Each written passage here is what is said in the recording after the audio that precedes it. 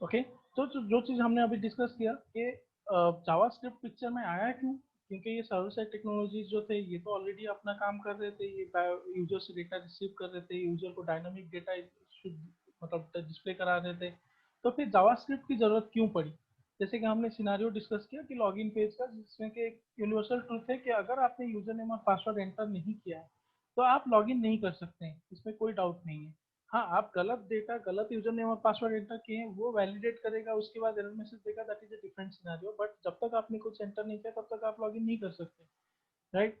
से ये जो सिंपल सा सिनेरियो है 25-30 इयर्स बैक अगर आप इमेजिन करोगे, तो उसमें एक तो इंटरनेट का स्पीड इतना पैथेटिक होता था, मॉडेम के थ्रू, टेलीफोन मॉडेम के थ्रू चलता था, इतना पैथेटिक ये होता था, इंटरनेट स्पीड होता था। उसमें अगर यूजर ने गलती से भी लॉगिन बटन पे क्लिक कर दिया बिना यूजर नेम और पासवर्ड एंटर किए, तो वो क्या होता था कि जाके वो फिर भी रिक्वेस्ट को सेंड कर देता था, पोस्ट रिक्वेस्ट सेंड कर देता था, जो कि बैकएंड में जाके चेक करता था कि बाबा ये यूजर ने अपना यूजर नेम और पासवर्ड भेजा ही नहीं है। फिर वो अपना एरर मैसेज सर्वर साइड से ही भेजता था, विद वेब पेज को वापस रिस्पॉन्स में भेजता था विद द एरर मैसेज कि बाबा अपने यूजर नेम और पासवर्ड एंटर नहीं किया है, राइट? अगर ये सिनारियो आप इमेजिन करोगे तो ये जो गलती से भी बटन क्लिक हो गया तो वो जो सिनारियो में आपका 1 मिनट का, यूजर का 1 मिनट वेस्ट हो रहा था, इसकी वजह से कि यूजर का जो एक्सपीरियंस है बहुत ही खराब होता था। जैसे अगर ये पूरा इवॉल्व, जो इवोल्यूशन हम देखेंगे, ये ultimately this is the constant, no, constant thinking to grow और constant thinking to improve the user experience. ऐसा नहीं है कि अभी एंगुलर नहीं आया तो उससे पहले लोग वेबसाइट यूज नहीं करते थे, ऐसा नहीं है कि रिएक्ट नहीं था तो लोग वेबसाइट या वेब एप्लीकेशन यूज नहीं करते थे, या बिजनेस वेबसाइट के ऊपर नहीं चलती थी, ऐसा नहीं है बिल्कुल भी। लेकिन ऑब्वियसली हमेशा हम लोग क्या करते हैं कि हम लोग आगे अच्छा करने के लिए सोचते हैं, राइट? कैसे और अच्छा हो सके, कैसे यूजर का एक्सपीरियंस अच्छा हो सके, इसी वजह से ये सारे जो नए टेक्नोलॉजीज है ये पिक्चर में आने लगते हैं, राइट? तो सिमिलरली जैसे कि जो चीज हमने सिनेरियो एक्सप्लेन किया वो उस टाइम के हिसाब से हो सकता है, उनके लिए वो नॉर्मल बात हो, वेट करना या इतना यूजर यूजर के एक्सपीरियंस के हिसाब से वो शायद एक्सेप्टेबल हो। लेकिन obviously there was a no desire to grow, there was a desire to improve. That is why लोगों ने सोचना चालू किया कि बाबा ये सिनारियो, ये एक सिनारियो मैंने बोला, ऐसे बहुत सारे वैलिडेशन के सिनारियोज हैं जो कि हमको ऐसे टाइप के प्रॉब्लम्स रोज रोज आते थे, या यूजर्स को ये टाइप के प्रॉब्लम्स रोज आते थे जिसको कि इम्प्रूव करना था। इसीलिए लोगों ने सोचा कि इस टाइप के जो बेसिक वैलिडेशंस हैं, क्या हम क्लाइंट के ब्राउजर के अंदर ही कर सकते हैं? अगर हम क्लाइंट के ब्राउजर के अंदर ये सारा चीज कर देंगे तो ये जो बेसिक वैलिडेशन के लिए हम यूजर का एक्सपीरियंस इंप्रूव करा सकते हैं, उसको एटलीस्ट मौका तो देंगे कि भाई तुरंत चलो ठीक है, उसको जो भी अगर गलती से उसने कर दिया या गलत डेटा डाल दिया है तो उसको तुरंत फिक्स करने का मौका देंगे, instead of waiting for another 1 minute और 1.5 minutes to just display that error message. Okay. तो इसी वजह से एक नया टेक्नोलॉजी या ये नया प्रोग्रामिंग लैंग्वेज का जो क्या बोलते हैं वो शुरू हुआ यूज में आना, जिसका नाम है जावास्क्रिप्ट। ओके। और ये एक ओपन सोर्स लैंग्वेज है जिसको कि यूरोपियन कंप्यूटर मैन्युफैक्चरर्स एसोसिएशन या एक्मा ने कंट्रोल करता है। मतलब जावास्क्रिप्ट में जो भी नया सिंटैक्स आता है वो हमेशा एक्मा के थ्रू ही आता है, इसलिए हम लोग इसको पॉपुलरली एक्मा स्क्रिप्ट भी बोलते हैं। ठीक है। तो अभी बात आती है ये जावास्क्रिप्ट। अभी मैंने बोला कि ये एक प्रोग्रामिंग लैंग्वेज है जिसको कि मैंने बोला client side programming language. When I mean what do I mean when I से क्लाइंट साइड प्रोग्रामिंग लैंग्वेज, यानी कि जो जावास्क्रिप्ट प्रोग्रामिंग लैंग्वेज है वो मेरे क्लाइंट के ब्राउजर के अंदर ही रन होने वाला है। यानी कि क्लाइंट के ब्राउजर के अंदर जब भी हम कोई सोर्स कोड लिखते हैं, जब भी हम कोई प्रोग्रामिंग लैंग्वेज लिखते हैं, उस उस कोड को कंपाइल करके सीपीयू इंस्ट्रक्शंस में जनरेट करने के लिए कोई एक कंपाइलर की जरूरत पड़ती है। जैसे सी में अपना खुद का कंपाइलर है, सी शार्प में अपना कंपाइलर है, जावा का अपना कंपाइलर है। तो सिमिलरली जावा स्क्रिप्ट का भी एक कंपाइलर की जरूरत पड़ती है, राइट? तो क्योंकि मेरा जावा स्क्रिप्ट कहाँ पे रन होने वाला है, मेरा जावा स्क्रिप्ट रन होने वाला है क्लाइंट के ब्राउजर के अंदर, यानी कि ब्राउजर के अंदर ही कंपाइलर की जरूरत है। तो इसी वजह से क्या हुआ, जितने भी टेक्नोलॉजी, जितने भी ब्राउजर कंपनीज हैं, उन्होंने ब्राउजर के साथ, ब्राउजर के अंदर ही जैसे एचटीएमएल इंटरप्रेटर, सीएसएस इंटरप्रेटर को ऐड किया, सिमिलरली जावास्क्रिप्ट का भी जो कंपाइलर है उसको ऐड किया। और जावास्क्रिप्ट का जो कंपाइलर है उसको हम क्या बोलते हैं, जावास्क्रिप्ट इंजन बोलते हैं। ओके। जावा या जेएस इंजन या जावास्क्रिप्ट इंजन हम बोलते हैं। तो हर एक ब्राउजर का अपना खुद का जावास्क्रिप्ट इंजन अवेलेबल है। जैसे अगर क्रोम देखेंगे, गूगल क्रोम का जो जावास्क्रिप्ट इंजन है उसको हम बोलते हैं V8। ओके। सिमिलरली IE या माइक्रोसॉफ्ट एज का जो कंपाइलर है या जावास्क्रिप्ट इंजन है उसको हम बोलते हैं चक्रा। सिमिलरली फायरफॉक्स का अपना जावास्क्रिप्ट इंजन है, सिमिलरली इसका अपना सफारी का अपना जावास्क्रिप्ट इंजन है, ओपेरा का अपना जावास्क्रिप्ट इंजन है। तो क्या होता है जब भी एकमा अपना कोई भी नया वर्जन रिलीज करता है एकमा स्क्रिप्ट का या जावास्क्रिप्ट का, तो ये सारे ब्राउजर्स का फिर रिस्पॉन्सिबिलिटी रहता है ये जो नए सिंटैक्सेस प्रोवाइड किए हैं एकमा स्क्रिप्ट ने या जावास्क्रिप्ट ने उसको अपने कंपाइलर को मॉडिफाई करके अकोमोडेट करने का रेस्पॉन्सिबिलिटी रहता है। क्योंकि अगर मान लीजिए अभी लेट कीवर्ड नया लेटेस्ट आया था ECMAScript में लेट कीवर्ड, तो वो पुराने जावास्क्रिप्ट में था नहीं। यानी कि वो लेट कीवर्ड अगर कोई यूजर अपने जावास्क्रिप्ट कोड के अंदर यूज करता है तो जावास्क्रिप्ट जो इंजन है उसको समझना चाहिए वो लेट कीवर्ड क्या है, इसलिए वो एक जावास्क्रिप्ट इंजन को मॉडिफाई करना पड़ता है। तो ये हर एक ब्राउजर का क्या रिस्पॉन्सिबिलिटी होता है कि वो अपना जावास्क्रिप्ट इंजन को मॉडिफाई करते रहते हैं based on the new releases in JavaScript. Okay, तो इसी वजह से कई बार क्या होता है कि जैसे अगर क्रोम मान लीजिए वो हमेशा फास्ट होता है, वो हमेशा जल्दी जल्दी अपने जावास्क्रिप्ट इंजन को अपडेट करता है। लेकिन जो माइक्रोसॉफ्ट का जो इंटरनेट एक्सप्लोरर है वो क्योंकि बहुत सारे एंटरप्राइज में यूज होता है तो इसलिए उनको थोड़ा स्लो होता है, उनका जो चेंज साइकिल है वो थोड़ा स्लो होता है, वो इतना जल्दी इंप्लीमेंट नहीं कर देते हैं जो नया कोड है। इसी वजह से क्या होता है कि कई बार जो सेम कोड हम एक वेब पेज में लिखते हैं वो IE में चलता है लेकिन वो सेम सॉरी क्रोम में चलता है, सेम चीज IE में नहीं चलता है या अदर वे अराउंड होता है। इसका मतलब क्या है, because of this JavaScript engine difference, because हर एक ब्राउजर का अपना जावास्क्रिप्ट इंजन खुद का है, तो इसी वजह से कोई अगर नया सिंटैक्स को अकोमोडेट नहीं किया है जावास्क्रिप्ट इंजन ने, इसी वजह से वो कोड नहीं चल रहा जिसको कि हम ब्राउजर कंपैटिबिलिटी इशू बोलते हैं। अभी मैं वापस आ जाता हूँ कि हर अभी जैसे हमने डिस्कस किया कि ये जावास्क्रिप्ट का कोड रन कहाँ पे होता है, क्लाइंट के ब्राउजर के अंदर होता है, और वो रन कौन कराता है, जो जावास्क्रिप्ट इंजन है वो रन कराता है। तो ये हमने डिस्कस कर लिया कैसे ये काम कर रहा है, राइट। यानी कि अभी क्या होगा, नेक्स्ट पार्ट क्या होगा कि जो जावास्क्रिप्ट का कोड है वो अपने ब्राउजर में अवेलेबल होना चाहिए जब वो वेब पेज रन हो रहा हो। इसी वजह से क्या हुआ कि जब भी अभी जो हमने पहले जो सिनारियो डिस्कस किया, ये जो वैलिडेशन का सिनारियो, ये वैलिडेशन का सिनारियो टेस्ट करने के लिए वो जावास्क्रिप्ट का कोड जो है वो उसी वेब पेज के साथ, जिस पेज के अंदर मुझे वैलिडेशन लॉजिक लगाना है, उसका जो वैलिडेशन लॉजिक है या जो वैलिडेशन का कोड है, जो जावास्क्रिप्ट का कोड है, वो along the Java HTML file वो डाउनलोड होता है अपने ब्राउजर में। यानी कि मेरा जब भी मैंने सपोज मान लो कि मेरा abc.com/home.html पेज के अंदर कोई तो लॉगिन का जो कंट्रोल से उसमें वैलिडेशन देना है मुझे, जो यूजर ने अगर रिक्वायर्ड फील्ड वैलिडेशन देना है, तो वो जो उसका जो रिक्वायर्ड फील्ड वैलिडेशन का जो कोड है, जो जावास्क्रिप्ट कोड है, वो उसी HTML पेज के साथ ही आना चाहिए। तो हम जावास्क्रिप्ट मेनली कितने तरीके से लिखते हैं, एक इनलाइन जावास्क्रिप्ट लिखते हैं जो कि जहाँ पे सिंपल सिंपल सिनेरियोज हम लिख लेते हैं, जहाँ पे HTML कंट्रोल के साथ ही हम जावास्क्रिप्ट का कोड ऑन क्लिक या ऑन डबल क्लिक इस तरीके का कुछ कुछ सिंटैक्स लिखते हैं जिसको हम इनलाइन जावास्क्रिप्ट बोलते हैं। या फिर इंटरनल जावास्क्रिप्ट बोलते हैं जहाँ पे कि HTML पेज के अंदर हम स्क्रिप्ट ब्लॉक लिखते हैं, स्क्रिप्ट ब्लॉक के अंदर हम लोग क्या करते हैं, अपना जावास्क्रिप्ट का कोड लिखते हैं, जिसको क्या हम बोलते हैं इनलाइन जावास्क्रिप्ट। यानी कि क्या हो गया कि वो HTML का पेज डाउनलोड हो गया, उसके साथ साथ उसका जावास्क्रिप्ट का कोड भी डाउनलोड हो गया। इसके अलावा हम एक्सटर्नल जावास्क्रिप्ट भी लिखते हैं जिसको हम एक नया फाइल ऑल टुगेदर क्रिएट करते हैं जिसका एक्सटेंशन .js रहता है, ठीक है। और उस JS फाइल का रेफरेंस हम स्क्रिप्ट टैग के अंदर सोर्स में जाके देते हैं, सो दैट क्या होता है कि जब वो मेन HTML पेज डाउनलोड होता है, वो एक हम HTML पेज के लिए सपोज अपने ब्राउजर से मैंने www.abc.com/home.html इस URL के लिए मैंने रिक्वेस्ट दिया, तो वो HTML पेज के लिए मैंने गेट रिक्वेस्ट दिया। वो HTML पेज का जो रिक्वेस्ट है वो क्या करता है, सब रिक्वेस्ट जनरेट करता है डिपेंडेंट रिसोर्सेज के लिए। ये सारे क्या है, ये एक एक रिसोर्सेस है, HTTP रिसोर्सेस है। मेरा जो HTML फाइल है वो भी एक रिसोर्स है। मैंने एक HTML फाइल जो रिसोर्स है मेरा, उसके लिए गेट रिक्वेस्ट दिया, उसने सब रिक्वेस्ट जनरेट करता है जो अपना डिपेंडेंट जावास्क्रिप्ट या CSS फाइल से उनके ऊपर, उनके लिए वो सब रिक्वेस्ट जनरेट करता है। तो वो जावास्क्रिप्ट का फाइल भी उसके साथ साथ डाउनलोड हो गया। उसके बाद क्या हो गया कि मेरे क्लाइंट के ब्राउजर के अंदर ही HTML अवेलेबल है और जावास्क्रिप्ट अवेलेबल है।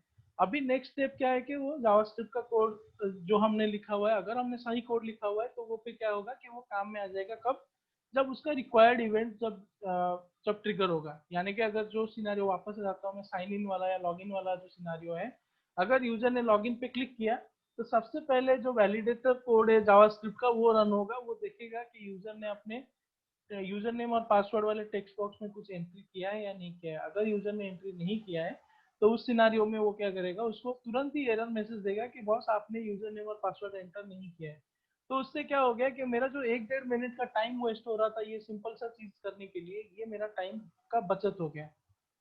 ओके, इसी वजह से क्या हो गया, ये टाइप के, ये जो एक सिनारियो मैंने डिस्कस किया, ऐसे बहुत सारे सिनारियो है जावास्क्रिप्ट वैलिडेशन के, जो कि जिसकी वजह से जावास्क्रिप्ट इतना पॉपुलर होने लगा, राइट। तो लोगों ने और भी बहुत सारे सिनारियोज में जावास्क्रिप्ट धीरे धीरे धीरे धीरे इवॉल्व होने लगा, उसमें और चीजें ऐड होने लगी। तो ये हम लोग थोड़ा सा क्विकली डिस्कशन करेंगे कि जावास्क्रिप्ट का मेन काम क्या है। ओके, क्योंकि ये सारा, देखिए मैं ये सारा डिस्कशन इसलिए कर रहा हूँ, जो मैं पहला लाइन में एक्सप्लेन किया, angular is a JavaScript framework, ये चीज को मैं समझाने के लिए ये सारा डिस्कशन मैं कर रहा हूँ। ठीक है, ये फ्रेमवर्क क्या है, जावास्क्रिप्ट फ्रेमवर्क क्या है, ये टर्म को ही मैं एक्सप्लेन करने के लिए ये सारा बैकग्राउंड देने की कोशिश कर रहा हूँ, जिसमें कि हमको एक ओवरऑल आइडिया आ जाएगा कि जावास्क्रिप्ट फ्रेमवर्क क्या है। ठीक है, तो अभी मैं वापस आ जाता हूँ। जावास्क्रिप्ट मेनली क्या करता है, तीन चीजें करता है जावास्क्रिप्ट। एक डॉम मैनिपुलेशन करता है, डॉम यानी कि DOM, document object model. Okay, second क्या करता है, बॉम मैनिपुलेशन करता है, ब्राउजर ऑब्जेक्ट मॉडल मैनिपुलेशन करता है। थर्ड क्या करता है, XML HTTP रिक्वेस्ट। मतलब ये मेजरली तीन काम करता है जावास्क्रिप्ट।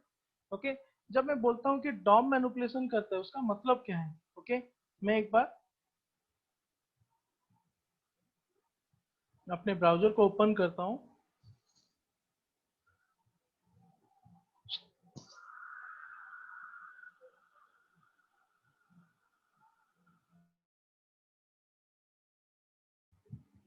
तो दुनिया में कोई भी वेबसाइट आप उठा के देख लो।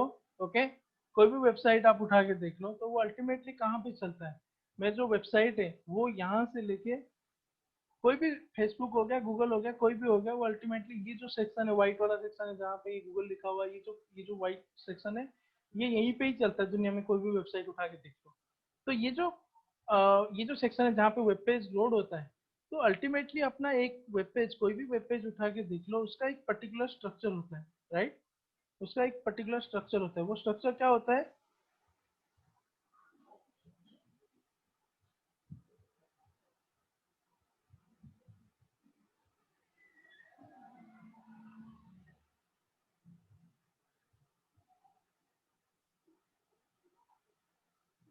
ओके। कोई भी वेबसाइट उठा के देख लो, उसका एक ही स्ट्रक्चर में वो रहता है, चाहे वो कितना भी कॉम्प्लिकेटेड वेबसाइट हो या ना हो। ओके, तो मैंने ये बोला, ये क्या होता है कि ऐसा HTML टैग शुरू होता है, राइट। फिर HTML टैग क्लोज होता है, फिर उसके अंदर क्या होता है, हेड टैग होता है, हेड टैग होता है, फिर हेड टैग क्लोज होता है, राइट। हेड टैग के अंदर नॉर्मली हम क्या करते हैं, स्क्रिप्ट टैग वगैरह लिखते हैं।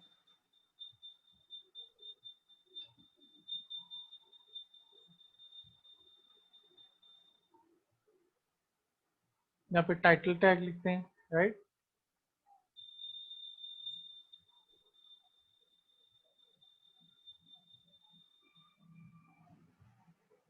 सिमिलरली अपना बॉडी टैग होता है।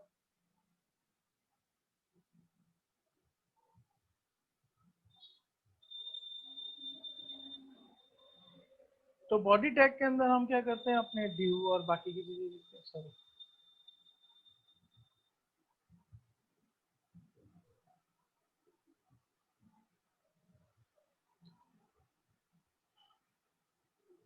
फिर हो सकता है और ड्यू होगा,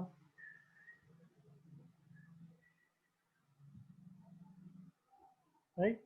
उस ड्यू के अंदर भी मल्टीपल ड्यू हो सकते हैं अगेन।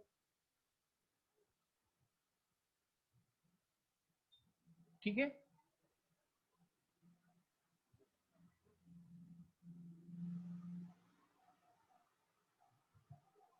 राइट। ओके, तो अगर हम देखेंगे कोई भी दुनिया में वेबसाइट उठा के देख लो, उसके कोई भी वेब पेज को अगर एनालाइज करेंगे, तो अल्टीमेटली जो अपना वेब पेज है वो इसी स्ट्रक्चर में रहेगा। हाँ, हो सकता है ये और कॉम्प्लिकेटेड होगा, इतना सिंपल नहीं होगा, बट अल्टीमेटली यही स्ट्रक्चर होगा। तो ये जो स्ट्रक्चर हमने अभी कोड में लिखा हुआ है, ये स्ट्रक्चर को अगर हम लोग इम्प्लीमेंट करेंगे अपने एक एक एक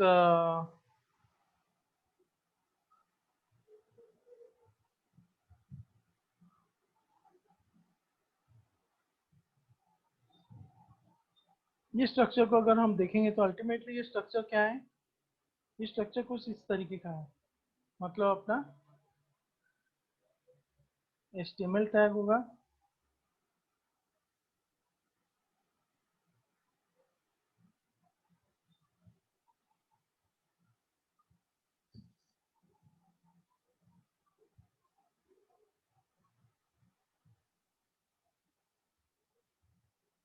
अपना HTML टैग होगा। उस HTML टैग के अंदर दो, उसके दो डायरेक्ट चाइल्ड चिल्ड्रन दो हैं, राइट। एक हेड टैग है और एक बॉडी टैग है, राइट।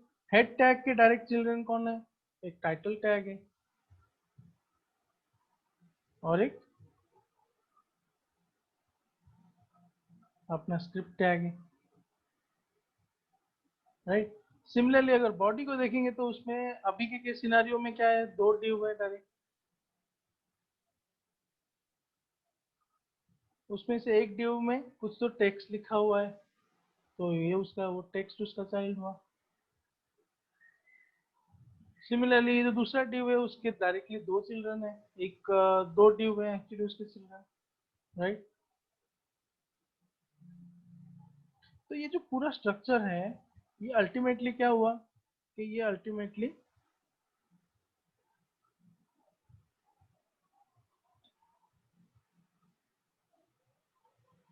ये उसका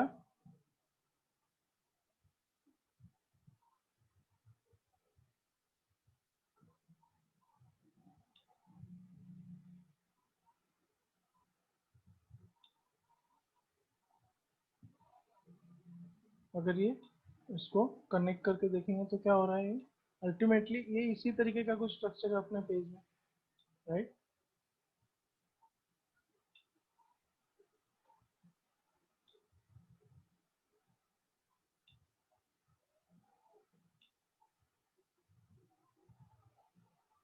ठीक है, तो ये पूरा अगर देखेंगे अल्टीमेटली क्या है, एक ट्री स्ट्रक्चर है, राइट। जहाँ पे कि रूट में हमेशा रूट में HTML एलिमेंट रहेगा और उसके अंदर हेड और बॉडी, उसके अंदर फिर उसके चिल्ड्रन रहेंगे, और ये कितने भी लेयर तक जा सकता है ऐसा, राइट। तो अल्टीमेटली अपना जो वेब पेज है एक एक एक ऐसे ट्री स्ट्रक्चर में है। तो जब भी वो वेब पेज अपने ब्राउजर में लोड होता है तो जावास्क्रिप्ट क्या करता है, उसका जो ये जो ट्री स्ट्रक्चर का इंफॉर्मेशन है, ये उसको अपने अंदर स्टोर करके रखता है एक ऑब्जेक्ट के अंदर जिसका नाम है डॉक्यूमेंट ऑब्जेक्ट। ओके, अगर आप लोगों ने थोड़ा बहुत jQuery यूज किया रहेगा तो उसमें डॉक्यूमेंट डॉट रेडी का फंक्शन रहता है, यानी कि डॉक्यूमेंट यानी कि डॉम, यानी कि ये जो ट्री स्ट्रक्चर है जब रेडी होगा उसके बाद हम उसके अंदर इवेंट और उसके हैंडलर्स लिखते हैं, राइट। तो ये जो सिनारियो है, ये अल्टीमेटली क्या हो गया कि जावास्क्रिप्ट ने ये पूरा इंफॉर्मेशन अपने अंदर स्टोर करके रखा, ये ट्री स्ट्रक्चर के अंदर स्टोर कर, ये ट्री स्ट्रक्चर बना के उसको स्टोर करके रखा अपने अंदर, राइट। तो अभी नेक्स्ट स्टेप क्या है कि मैंने अभी जो टर्म बोला जावास्क्रिप्ट डॉम मैनिपुलेशन करता है, यानी कि डॉम में चेंजेस करता है। यानी कि क्या हो जाएगा कि लेट्स से मेरा एक सपोज मान लो एक बटन है, इस यहाँ पे कोई तो बटन है, लेट्स से अभी मैंने ऐड नहीं किया, हाइपोथेटिकली सोचते हैं मेरे पास कोई बटन है, ओके। तो अगर उस बटन मैंने कुछ कुछ कोड लिखा, कुछ जावास्क्रिप्ट के अंदर क्या किया, कुछ कोड लिखा, कुछ सम सोर्स कोड मैंने जावास्क्रिप्ट के अंदर लिखा, okay. I wrote for removing the div this one, okay. इसको क्या नाम दे देते हैं, इसको नाम दे देते हैं div 2, div ये जो removing div 2,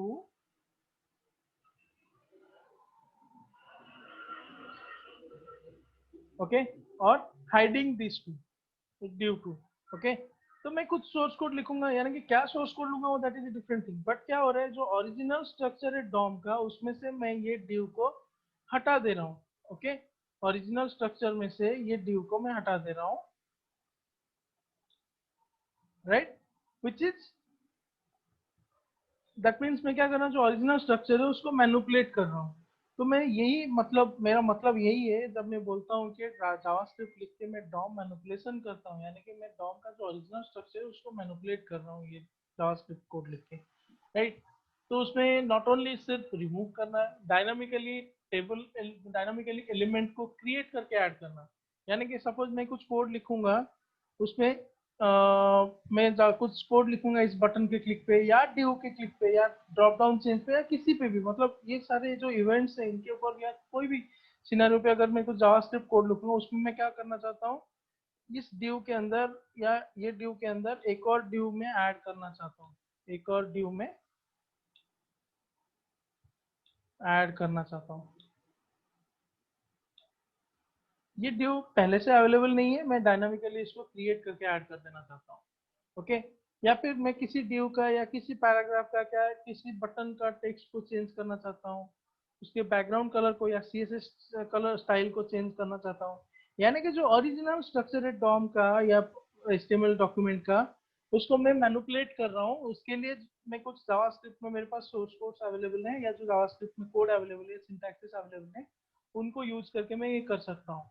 right, so this is what I mean when I से जावास्क्रिप्ट यूज करके हम डॉम मैनिपुलेशन करते हैं।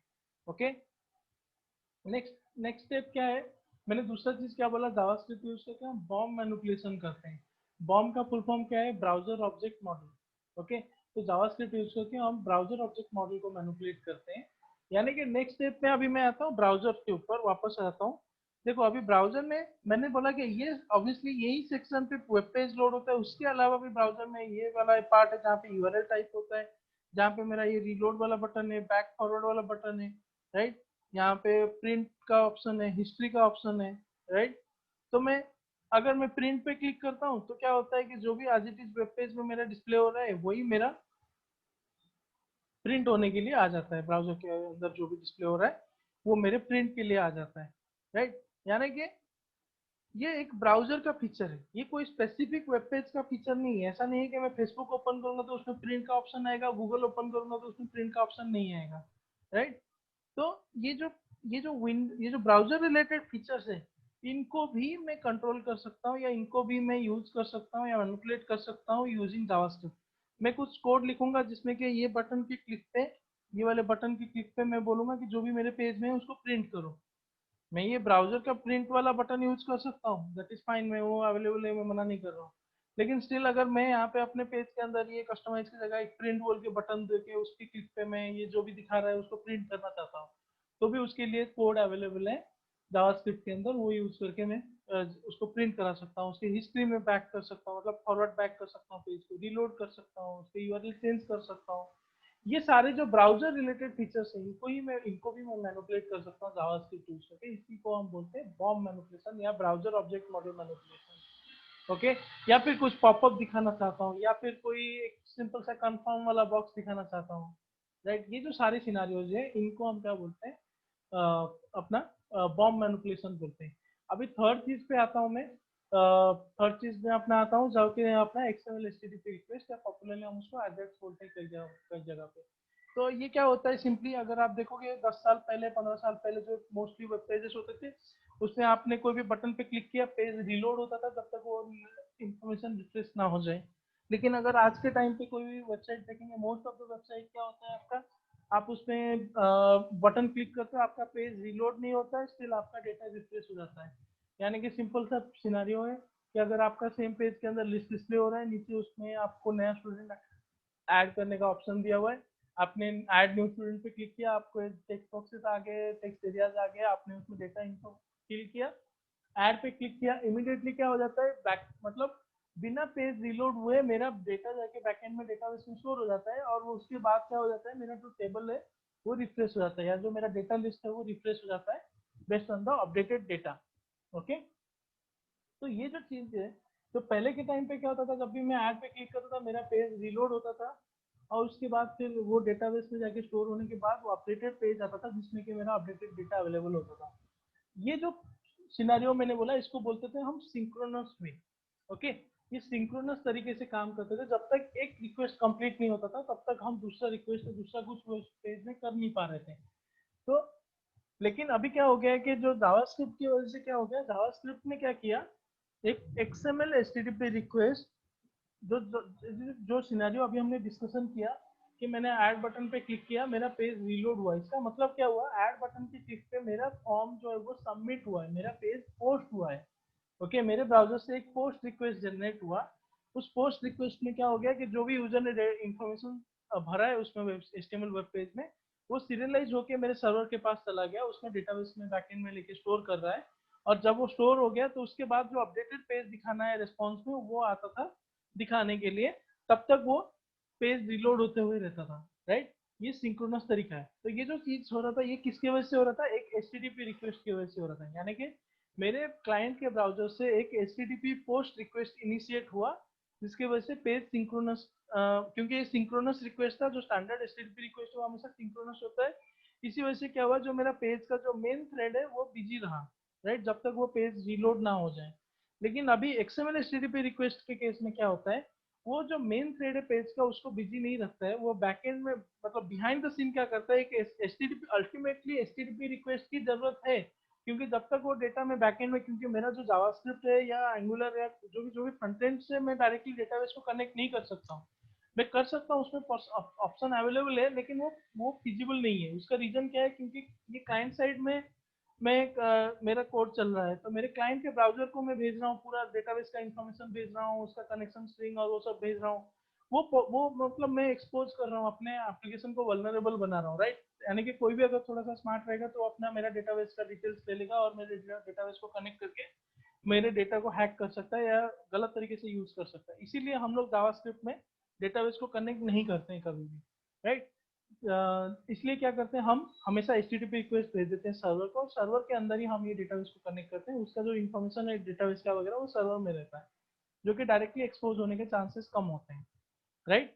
तो अभी मैं आता हूँ, वापस आ जाता हूँ कि जो अपना HTTP रिक्वेस्ट है, अल्टीमेटली मुझे HTTP रिक्वेस्ट भेजना है क्योंकि मुझे डेटाबेस में लेके डेटा स्टोर करना है। लेकिन अगर मैं जो सिंक्रोनस HTTP रिक्वेस्ट भेज रहा था, उस वजह से क्या हो रहा था, पेज मेरा रीलोड होते रहता था जब तक वो रिक्वेस्ट कंप्लीट ना हो जाए। लेकिन XML HTTP रिक्वेस्ट क्या है, ये दूसरे तरीके का, ये भी एक HTTP रिक्वेस्ट ही है, जैसे नाम से ही क्या समझ में आ रहा है, XML HTTP रिक्वेस्ट। तो ये भी एक HTTP रिक्वेस्ट ही है, लेकिन ये एसिंक्रोनस इन नेचर है। यानी कि क्या होगा, वो पेज के मेन थ्रेड को बिजी नहीं रखेगा, और बिहाइंड द सीन वो HTTP रिक्वेस्ट को इनिशिएट कर देगा। और जैसे जैसे सिंक्रोनस HTTP रिक्वेस्ट में भी रेस्पॉन्स आता है, सिमिलरली एसिंक्रोनस HTTP रिक्वेस्ट में भी रेस्पॉन्स आता है। और वो रिस्पॉन्स आने के बाद फिर मैं बेस्ड ऑन दैट मैं कुछ अपने पेज में चेंज करना चाहता हूँ, अपडेट करना चाहता हूँ, रिफ्रेश करना चाहता हूँ डेटा को, तो वो मैं कर सकता हूँ जावास्क्रिप्ट का सिंटैक्स यूज करके। क्योंकि जावास्क्रिप्ट सिंटैक्स यूज करके मैं डॉम मैनिपुलेट कर सकता हूँ। तो अगर मुझे एक नया रो ऐड करना है टेबल के अंदर अपडेटेड डेटा दिखाने के लिए, तो उसके लिए मेरे पास कोड अवेलेबल है। जब वो HTTP रिक्वेस्ट, जो XML HTTP रिक्वेस्ट का रिस्पॉन्स आ जाएगा, तब मैं ये अपडेट कर दूंगा अपने टेबल को। यानी कि क्या हो गया, इस वजह से क्या हो गया कि जो मेरा पेज का जो रीलोडिंग था वो रीलोडिंग नहीं हो रहा है, वापस मेरा काम वही हो रहा है। अल्टीमेटली मेरा डेटा जाके डेटाबेस में स्टोर हो रहा है, लेकिन मेरा पेज वापस बार बार रीलोड नहीं हो रहा है। ये यूजर एक्सपीरियंस के पॉइंट ऑफ व्यू से बहुत ही सही हुआ। इसी वजह से क्या हो गया कि ये बहुत ज्यादा पॉपुलर होने लगा। इसको और मतलब अच्छे से कैसे यूज करना, उसके अलग अलग तरीके खोजे जाने लगे और यूज होने लगा, एक्सटेंसिवली यूज होने लगा XML HTTP रिक्वेस्ट। ओके, अभी हमने डिस्कशन किया तीन चीजें। जावास्क्रिप्ट करता क्या है, डॉम मैनिपुलेशन करता है, बॉम्ब मैनिपुलेशन करता है, and XML HTTP request, XML HTTP request या AJAX रिक्वेस्ट या सिंक्रोनस रिक्वेस्ट भेजता है। ओके, तो जैसे कि ये जो तीनों रीजंस मैंने बताया, ये नोटवर्दी है, ये वर्दी है कि इसकी वजह से जावास्क्रिप्ट का यूटिलाइजेशन जो है वो एक्सटेंसिवली होने लगा, राइट। लेकिन उसमें एक जावास्क्रिप्ट में एक ड्रॉबैक क्या था, जैसे अगर हम कोई भी सर्वर साइड टेक्नोलॉजी को देखते हैं, उसमें बहुत सारे लाइब्रेरी फीचर्स अवेलेबल होते हैं। यानी कि अगर आप माइक्रोसॉफ्ट का फ्रेमवर्क देखेंगे, आप दोनों डॉटनेट में ही काम करते हो ना, किसमें काम करते हो? Dot net. Dot net. अच्छा, दोनों भी डॉट नेट में ही हो ना, सही है। तो अगर आप देखो तो डॉटनेट में, जब डॉटनेट में आप देखते हो तो उसमें क्लास लाइब्रेरी देते हैं, राइट। उसमें बहुत सारे थाउजेंड्स ऑफ क्लासेस हमारे लिए माइक्रोसॉफ्ट ने लिख के दे दिया है, वो हम सिर्फ रीयूज कर लेते हैं, राइट। हमको ये सारा कोड स्क्रैच से लिखना नहीं पड़ता है। तो ये एडवांटेज है एक लाइब्रेरी होने का कोई भी टेक्नोलॉजी में, राइट। जैसे अगर जो भी जावा हो गया उसका खुद का लाइब्रेरी है, डॉटनेट हो गया उसका खुद का क्लास लाइब्रेरी है। तो ये लाइब्रेरी होने का फायदा ये है कि आपको रीयूजेबल कोड मिल जाता है। सेम चीज के लिए बार बार अलग अलग डेवलपर अपने अपने तरीके से कोड नहीं लिखते हैं, उनको रीयूज कर लेते हैं, राइट। तो इस वजह, लेकिन जावास्क्रिप्ट के अंदर भी वो चाहिए होता था, क्योंकि जावास्क्रिप्ट एक सोर्स कोड है, सोर्स लैंग्वेज है, उसमें भी लाइब्रेरी चाहिए। लेकिन प्रॉब्लम क्या है कि जावास्क्रिप्ट में, जैसे अगर आप डॉटनेट का एप्लीकेशन कैसे चलाते हैं, आप डॉटनेट का एप्लीकेशन लिख लिए और उसको एक सर्वर में लेके होस्ट कर दिए। तो जब आप सर्वर में होस्ट करने जाएंगे तो उसमें आपको डॉटनेट फ्रेमवर्क पहले इंस्टॉल करना पड़ेगा। तो डॉटनेट फ्रेमवर्क इंस्टॉल होते ही उसका लाइब्रेरीज भी इंस्टॉल हो गए उसमें, यानी कि जो आपका डॉटनेट का कोड जहाँ पे रन हो रहा है उसमें ऑलरेडी पहले से उसके लाइब्रेरीज अवेलेबल है। क्योंकि वो लिमिटेड जगह पे, सर्वर लिमिटेड है लेकिन जो क्लाइंट है वो अनलिमिटेड है। और मेरा जावास्क्रिप्ट कहाँ पे रन होता है, मेरे क्लाइंट के ब्राउजर में रन होता है। तो जो भी लाइब्रेरी इंस्टॉल करना है वो ब्राउजर में इंस्टॉल करना है। और क्योंकि डॉटनेट फ्रेमवर्क जो है वो एक ही कंपनी के द्वारा जो कंट्रोल्ड है, तो जो भी उसमें अपडेट करना है माइक्रोसॉफ्ट अपडेट करेगा। लेकिन यहाँ पे जावास्क्रिप्ट जो है वो खुद ओपन सोर्स है, और उसको इम्प्लीमेंट करते हैं जावास्क्रिप्ट इंजन वो भी मल्टीपल है। तो कोई भी लाइब्रेरी अगर कॉमन नहीं रख सकते, अगर रखना है तो उतने सारे सिंक्रोनाइजेशन में बिठाना, हर एक कंपनी ने अपने अंदर कोऑर्डिनेशन करके सारे, जैसे जो भी लाइब्रेरी अपडेट आया उसको हर एक इंजन में अपडेट करना, ये पॉसिबल नहीं था। ये इतना कंट्रोल नहीं रख सकते थे कोई।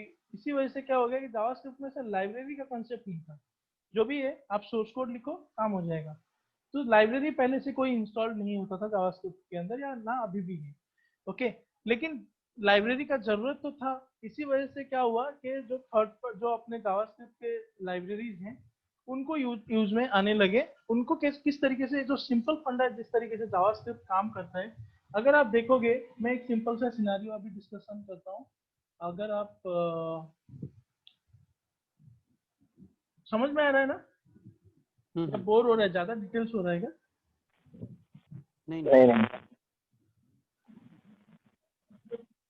ओके, मैं अभी एक सिंपल सा सिनेरियो डिस्कशन करता हूँ। ये मेरा सपोज मान लो HTML पेज एक है। Okay, forget about HTML page now. मेरे पास सपोज दो जावास्क्रिप्ट फाइल्स हैं। एक test1.js, क्योंकि जावास्क्रिप्ट फाइल का एक्सटेंशन क्या होता है, .js एक्सटेंशन होता है, राइट। तो अगर मान लो ये मेरा test1.js और test2.js। ओके, तो ये जो दोनों जावास्क्रिप्ट फाइल्स हैं, सपोज मान लो मैं इसके अंदर क्या किया हुआ हूँ, एक जावास्क्रिप्ट के अंदर, एक जावास्क्रिप्ट फाइल के अंदर मैं func1 इस नाम से एक जावास्क्रिप्ट फंक्शन लिखा हुआ हूँ। और यहाँ पे मैं func2 करके एक जावास्क्रिप्ट फाइल है, सॉरी, जो test2.js है उसके अंदर func2 नाम का एक फंक्शन लिखा हुआ हूँ। मुझे क्या करना है, ये जो func2 के अंदर func1 फंक्शन जो कि दूसरे जावास्क्रिप्ट फाइल में है उसको मुझे कॉल करना है। ओके, उसको मुझे कॉल करना है, तो मैं कैसे कर पाऊंगा, कोई आइडिया? मैं, जो भी आप, जैसे भी आप करना चाहते हो कर सकते हो, मुझे सिर्फ वो जानना है कि कैसे करना है। मेरे पास एक फंक्शन वन नाम का या func1 नाम का एक फंक्शन, जावास्क्रिप्ट फंक्शन लिखा हुआ है test1.js के अंदर, और test2.js के अंदर func2 नाम का एक जावास्क्रिप्ट फंक्शन लिखा हुआ है। मुझे func2 के अंदर func1 को कॉल करना है, तो मैं कैसे कर पाऊंगा, एनी आइडिया? तो ऑब्जेक्ट बन हम कॉल करेंगे, सॉरी, test1 का ऑब्जेक्ट बना के function1 को कॉल करेंगे। नहीं, डायरेक्टली एक जावास्क्रिप्ट फाइल को दूसरे जावास्क्रिप्ट फाइल में आप कॉल नहीं कर सकते ना डायरेक्टली आप।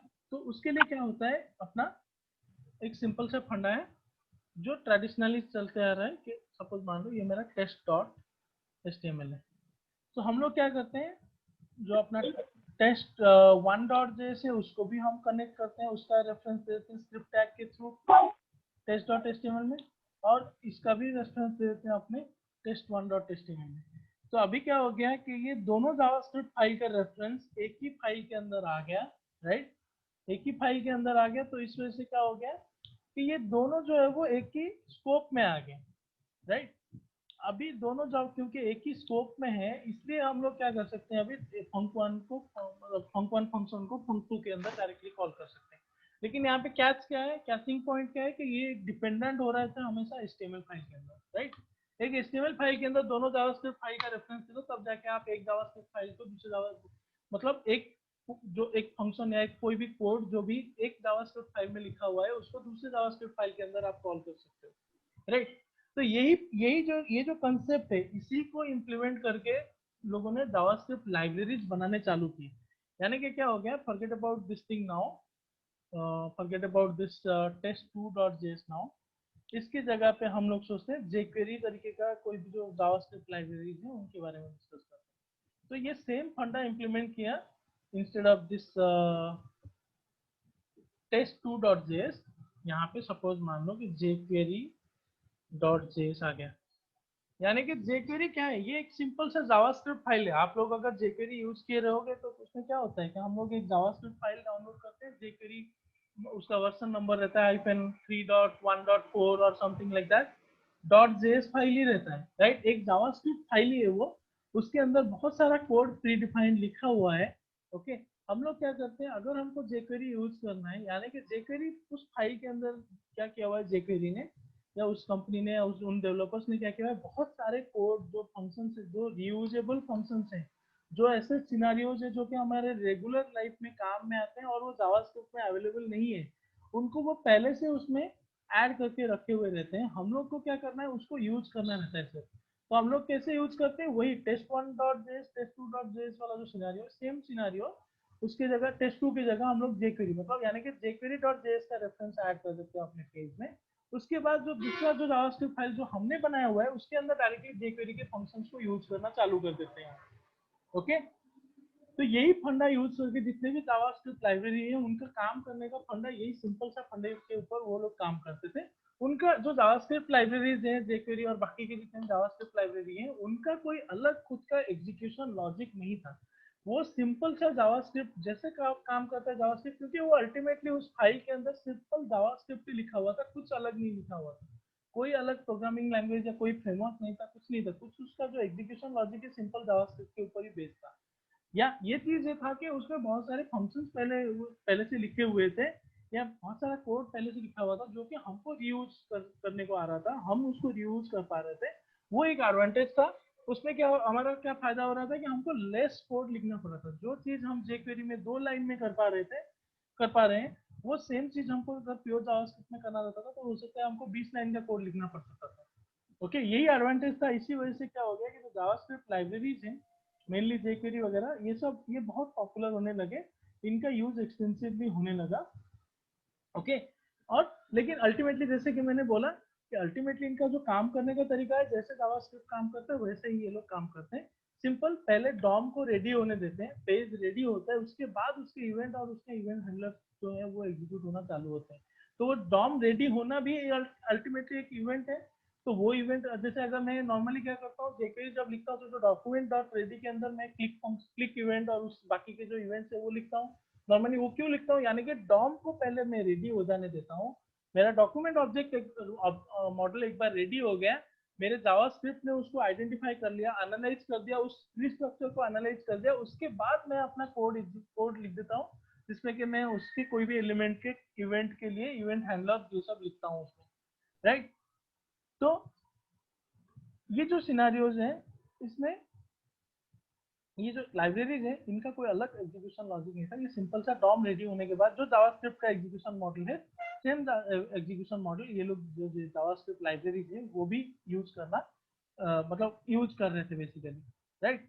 अभी मैं आता हूँ नेक्स्ट टॉपिक पे आता हूँ, नेक्स्ट पॉइंट पे आता हूँ। अभी धीरे धीरे हम लोग कहाँ पे आके पहुंचे हैं, हम अभी धीरे धीरे आके पहुंचे जावास्क्रिप्ट फ्रेमवर्क कहाँ पे क्या है। ओके, ये जानना इंपॉर्टेंट है इसलिए कि हमारा जो कंसेप्ट है वो क्लियर हो कि हम ये जो करने जा रहे हैं। सिंपली मैं चाहता तो आपको पहले ही टाइम पे, जब मैंने ये डिस्कशन शुरू किया उस टाइम पे simply JavaScript angular is JavaScript framework बोल के मैं आगे बढ़ सकता था, मेरे लिए बहुत आसान था ये करना।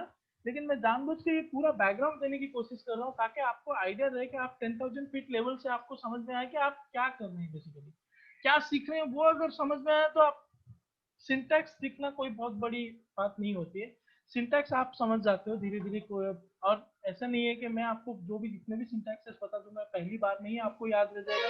ये ना मुझे याद रहा था ना किसी को याद रहता है पहली बार में कोई भी सारा सिंटैक्स, सॉरी। ओके, लेकिन कंसेप्ट अगर आपको समझ में आया, सिंटैक्स आप धीरे धीरे प्रैक्टिस के साथ आ जाता है, सिंटैक्स याद में रहना चालू हो जाता है। कंसेप्ट जो है वो समझना इंपॉर्टेंट है, इसलिए मैं ये सारा बैकग्राउंड आपको देने की कोशिश कर रहा हूँ, ठीक है। तो अभी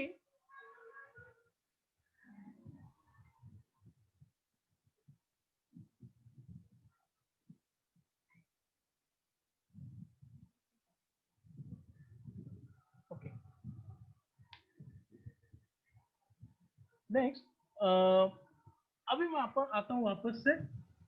देखो अल्टीमेटली ये जितने भी वेब फ्रेमवर्क्स हैं, सर्वर साइड फ्रेमवर्क हो, जावास्क्रिप्ट, ये सब ये पिक्चर में क्यों है? क्योंकि HTML कुछ चीजें नहीं कर पा रहा था। जहाँ पे डायनामिकली डेटा डिस्प्ले कराना था, वहाँ पे HTML कैपेबल नहीं था ये सब चीजें करने के लिए। इसलिए HTML को एक बार रेडी हो जाने दे रहे थे हम लोग, उसके बाद ये जावास्क्रिप्ट और ये सब ये पिक्चर में आने लगे थे, राइट? तो ये जो स्टैंडर्ड तरीका था जावास्क्रिप्ट का काम करने का, ये सब, राइट? लेकिन जो फ्रेमवर्क्स हैं, जो जावास्क्रिप्ट फ्रेमवर्क है, वो क्या करता है, डॉम को रेडी करने से पहले ही, डॉम रेडी होने से पहले ही वो कंट्रोल में ले लेता है HTML डॉक्यूमेंट। मतलब डॉम को बेसिकली रेडी कराता है वो, यानी कि डॉम में क्या स्ट्रक्चर रहेगा। ओके, मैं एक छोटा सा सिंटैक्स यहाँ पे लिख के आपको बताता हूँ। ये सिंटैक्स क्या है कि सपोज मान लो मेरा एक HTML पेज है जिसके अंदर मुझे क्या करना है। ओके, फॉर एग्जांपल मेरे पास जो है, मेरे पास जावास्क्रिप्ट में, यानी कि जो मेरा फ्रेमवर्क है, जो एंगुलर फ्रेमवर्क है, उसमें मेरे पास डेटा, मैंने कुछ तो सिंटैक्स लिखा, क्या सिंटैक्स लिखा वो हम आगे जाके सीखेंगे। कुछ तो सिंटैक्स लिखा और मैंने बैकएंड एपीआई को कॉल किया, अपने वेब एपीआई को कॉल किया, वहाँ डेटाबेस में जाके SQL डेटाबेस में से मैंने उठाया स्टूडेंट्स का लिस्ट, मैंने जेसन फॉर्मेट में या जावास्क्रिप्ट ऑब्जेक्ट के एरे के फॉर्मेट में मैं लेके आ गया, राइट? मेरे पास जो है वो स्टूडेंट्स का ऑब्जेक्ट अभी अवेलेबल है, जिसमें के क्या होता है, नेम, राइट, नाम, एड्रेस, उन्हें, एज, दो ही फील्ड, पर मान लो इस तरीके के फॉर्मेट में जावास्क्रिप्ट ऑब्जेक्ट के एरे के फॉर्मेट में मेरे पास डेटा अवेलेबल है। ठीक है, मैं डेटा के लिए इतना अभी मेहनत नहीं करता हूँ, सिंपल यही एक, अल्टीमेटली मेरा फॉर्मेट तो ये होने वाला है ना। अल्टीमेटली मेरे पास एक जावास्क्रिप्ट एरे में डेटा अवेलेबल है, मुझे क्या करना है, बेस्ड जितने भी मैंने मतलब ये पेज के लोड होने के टाइम पे मैंने कुछ तो बैकएंड को कॉल किया, एपीआई कॉल किया, वहां से डेटा ये उठा के मैं लेके आ गया। ये डेटा को मुझे दिखाना है कहाँ पे, अपने HTML पेज के अंदर दिखाना है, यही तो काम है, राइट? ये काम करने के लिए हम लोग अलग अलग टेक्नोलॉजी में अलग अलग तरीके से करते हैं। जैसे अगर ASP.NET अगर आप पुराना देखोगे तो उसमें हम लोग क्या करते थे, उसमें हम लोग ग्रिड व्यू यूज करते थे। वो ग्रिड व्यू क्या होता था, अल्टीमेटली एक टेबल होता था, उसको हम डेटा सोर्स फाइंड करते थे, तो जो बिहाइंड द सीन उसका कोड एग्जीक्यूट होता था, वो क्या करता था, based on the data source, based on the list of data, वो क्या करता था, उतने रोज जनरेट करता था। यही सेम फंडा हम MVC में अगर करते तो फॉर लूप लगा के उसमें, उसके अंदर हम लोग अपने जो CSS फाइल था, अपना व्यू फाइल था, उसके अंदर फॉर लूप लगा के हम लोग डायरेक्टली उसके अंदर टेबल रोज जनरेट करा देते थे, राइट? सिमिलरली यहाँ पे मैं क्या करता हूँ, यहाँ पे मैं सपोज बोलता हूँ जितने मेरे स्टूडेंट्स हैं उतने मेरे ड्यू जनरेट होने चाहिए। तो मैं क्या करूंगा, मैं एग्जैक्ट सिंटैक्स के ऊपर अभी फोकस नहीं कर रहा हूँ, एक सिंबॉलिक सिंटैक्स से समझ के देखिए कि मैं कुछ तो सिंटैक्स लिखूंगा ANG और उसमें where स्टूडेंट ऑफ स्टूडेंट्स, मान लो कि मेरा जो प्रॉपर्टी है, ये प्रॉपर्टी का नाम सपोज, ये क्या है, ये प्रॉपर्टी बेसिकली क्या है, एक एरे है, राइट? जावास्क्रिप्ट एरे है जिसका नाम स्टूडेंट्स है। तो students is basically an array of student objects. तो मैं यहाँ पे क्या कर रहा हूँ, स्टूडेंट्स में फॉर ऑफ करके जावास्क्रिप्ट में नया सिंटैक्स है, जैसे कि हम लोग फॉर ईच लिखते हैं वैसे फॉर ऑफ यहाँ पे जो C# में फॉर ईच जैसे लिखते हैं ना, फॉर ईच वैर स्टूडेंट ऑफ स्टूडेंट्स, इस तरीके का। तो सिमिलरली जावास्क्रिप्ट में फॉर ऑफ करके सिंटैक्स है, जिसमें कि क्या होता है, आप लूप लिखते हो जिसमें कि ये यहाँ पे लिखते हो, डेटा सोर्स लिखते हो, फिर इस इंडिविजुअल इटरेशन में एक एक वेरिएबल पे एक एक ऑब्जेक्ट, जो अपना इंडिविजुअल ऑब्जेक्ट है हर एक इटरेशन का, वो आके लोड हो जाता है। ओके, तो अभी क्या होगा कि ये जो सिंटैक्स जो है, ये मेरा जो जावास्क्रिप्ट फ्रेमवर्क है, ये डॉम, देखो अभी अगर डॉम रेडी हो जाएगा तो ये सिंटैक्स का कोई मतलब नहीं बनता है, राइट? डॉम अगर जैसे पहले के टाइम पे क्या होता था, अपना जावास्क्रिप्ट अपना जो HTML कोड है हम प्लेन लिखते थे, टेबल प्लेन लिखते थे, उसके अंदर जावास्क्रिप्ट के कोड के अंदर टेबल रोज जनरेट करके ऐड करते थे डायनामिकली। लेकिन अगर ये सिंटैक्स देखोगे तो इसमें कोई HTML का सिंटैक्स तो वो है नहीं, राइट? तो ये अगर सिंपली डॉम में ऐड करेंगे तो कोई इसका मतलब नहीं बनता है, ये HTML उसको इंटरप्रेट नहीं कर पाएगा। तो यहाँ पे जो HTML इंटरप्रेटर का काम आता है उससे पहले ही ये जो फ्रेमवर्क है जावास्क्रिप्ट फ्रेमवर्क ये पिक्चर में आ जाता है और ये क्या करता है ये इसको इंटरप्रेट करता है कि अच्छा यहाँ पे फॉर लूप लिखा हुआ है based on this for loop जितने भी मेरे ड्यूज हैं ओके मतलब जितने भी स्टूडेंट्स हैं हर एक के लिए एक एक ड्यू मैं जनरेट करूंगा ओके जितने भी ड्यू है मैं ये जनरेट करूंगा और बेस्ड ऑन दैट उतने मतलब जितने मैं फॉर लूप चलाऊंगा जितने स्टूडेंट्स हैं मेरे लिस्ट में बेस्ड ऑन दैट मैं उतने ड्यू जनरेट करूंगा यानी कि यहाँ पे क्या हो गया कि मैं डॉम को प्रिपेयर कर रहा हूँ डॉम मेरा जो एंगुलर जो डॉटनेट जो अपना सॉरी जावास्क्रिप्ट फ्रेमवर्क है वो डॉम को प्रिपेयर करा रहा है डॉम को वो रेडी करा रहा है इंस्टेड ऑफ के जो जावास्क्रिप्ट में होता था क्या होता था डॉम पहले जो स्ट्रक्चर हम लोग HTML में जो लिखते थे as it is DOM ready होता था उसके बाद जावास्क्रिप्ट पिक्चर में आता था लेकिन यहाँ पे अगर एक तरीके से देखेंगे तो हम लोग क्या कर रहे हैं बेसिकली जो फ्रेमवर्क सिंटैक्स है जावास्क्रिप्ट फ्रेमवर्क का जो सिंटैक्स है उसको मिक्स कर रहे हैं HTML के साथ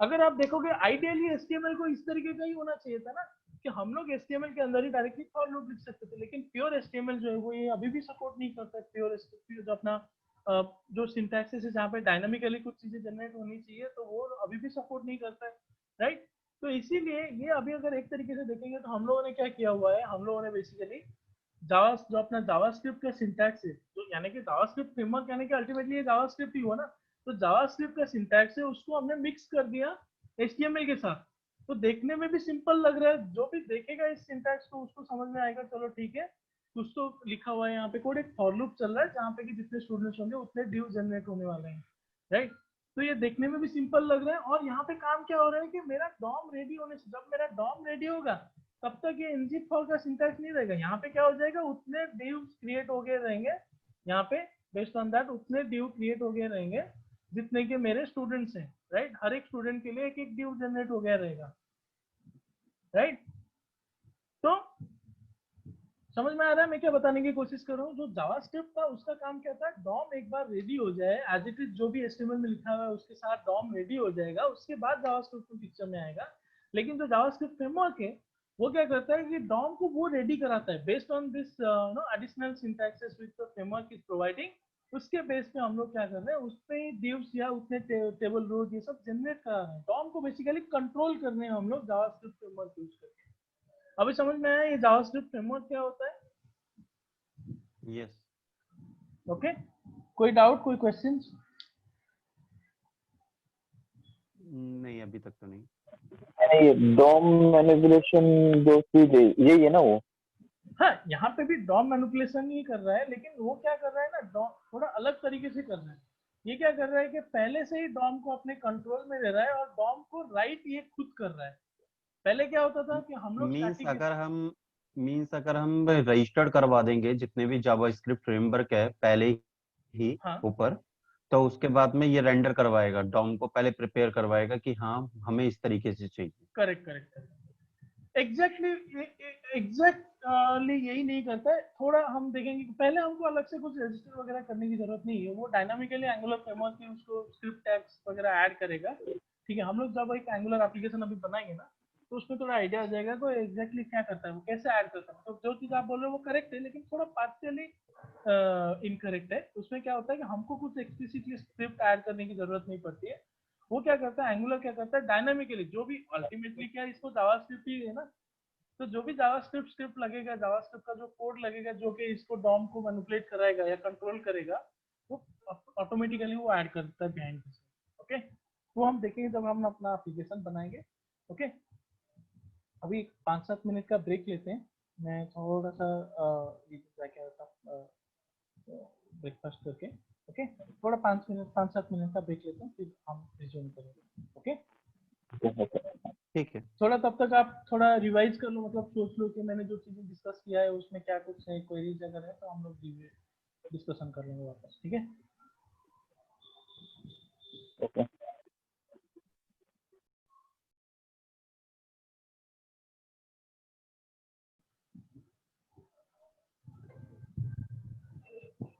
ओके तो जैसे हमने डिस्कशन क्या किया था कि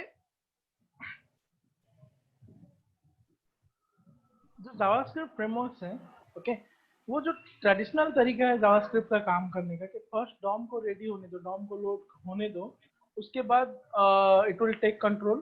ओके, ये उससे थोड़ा हटके ये डॉम को प्रिपेयर कराता है based on our framework syntax, the DOM will be prepared. Okay, जैसे कि अभी अगर ये जो सिंटैक्स हमने डिस्कशन किया, इसके बेस पे क्या होगा, ये सिंटैक्स जब मेरा फ्रेमवर्क रीड करेगा, उसको फर्स्ट क्या करेगा, उतने नंबर ऑफ डिव्स क्रिएट करेगा based on the list of my students.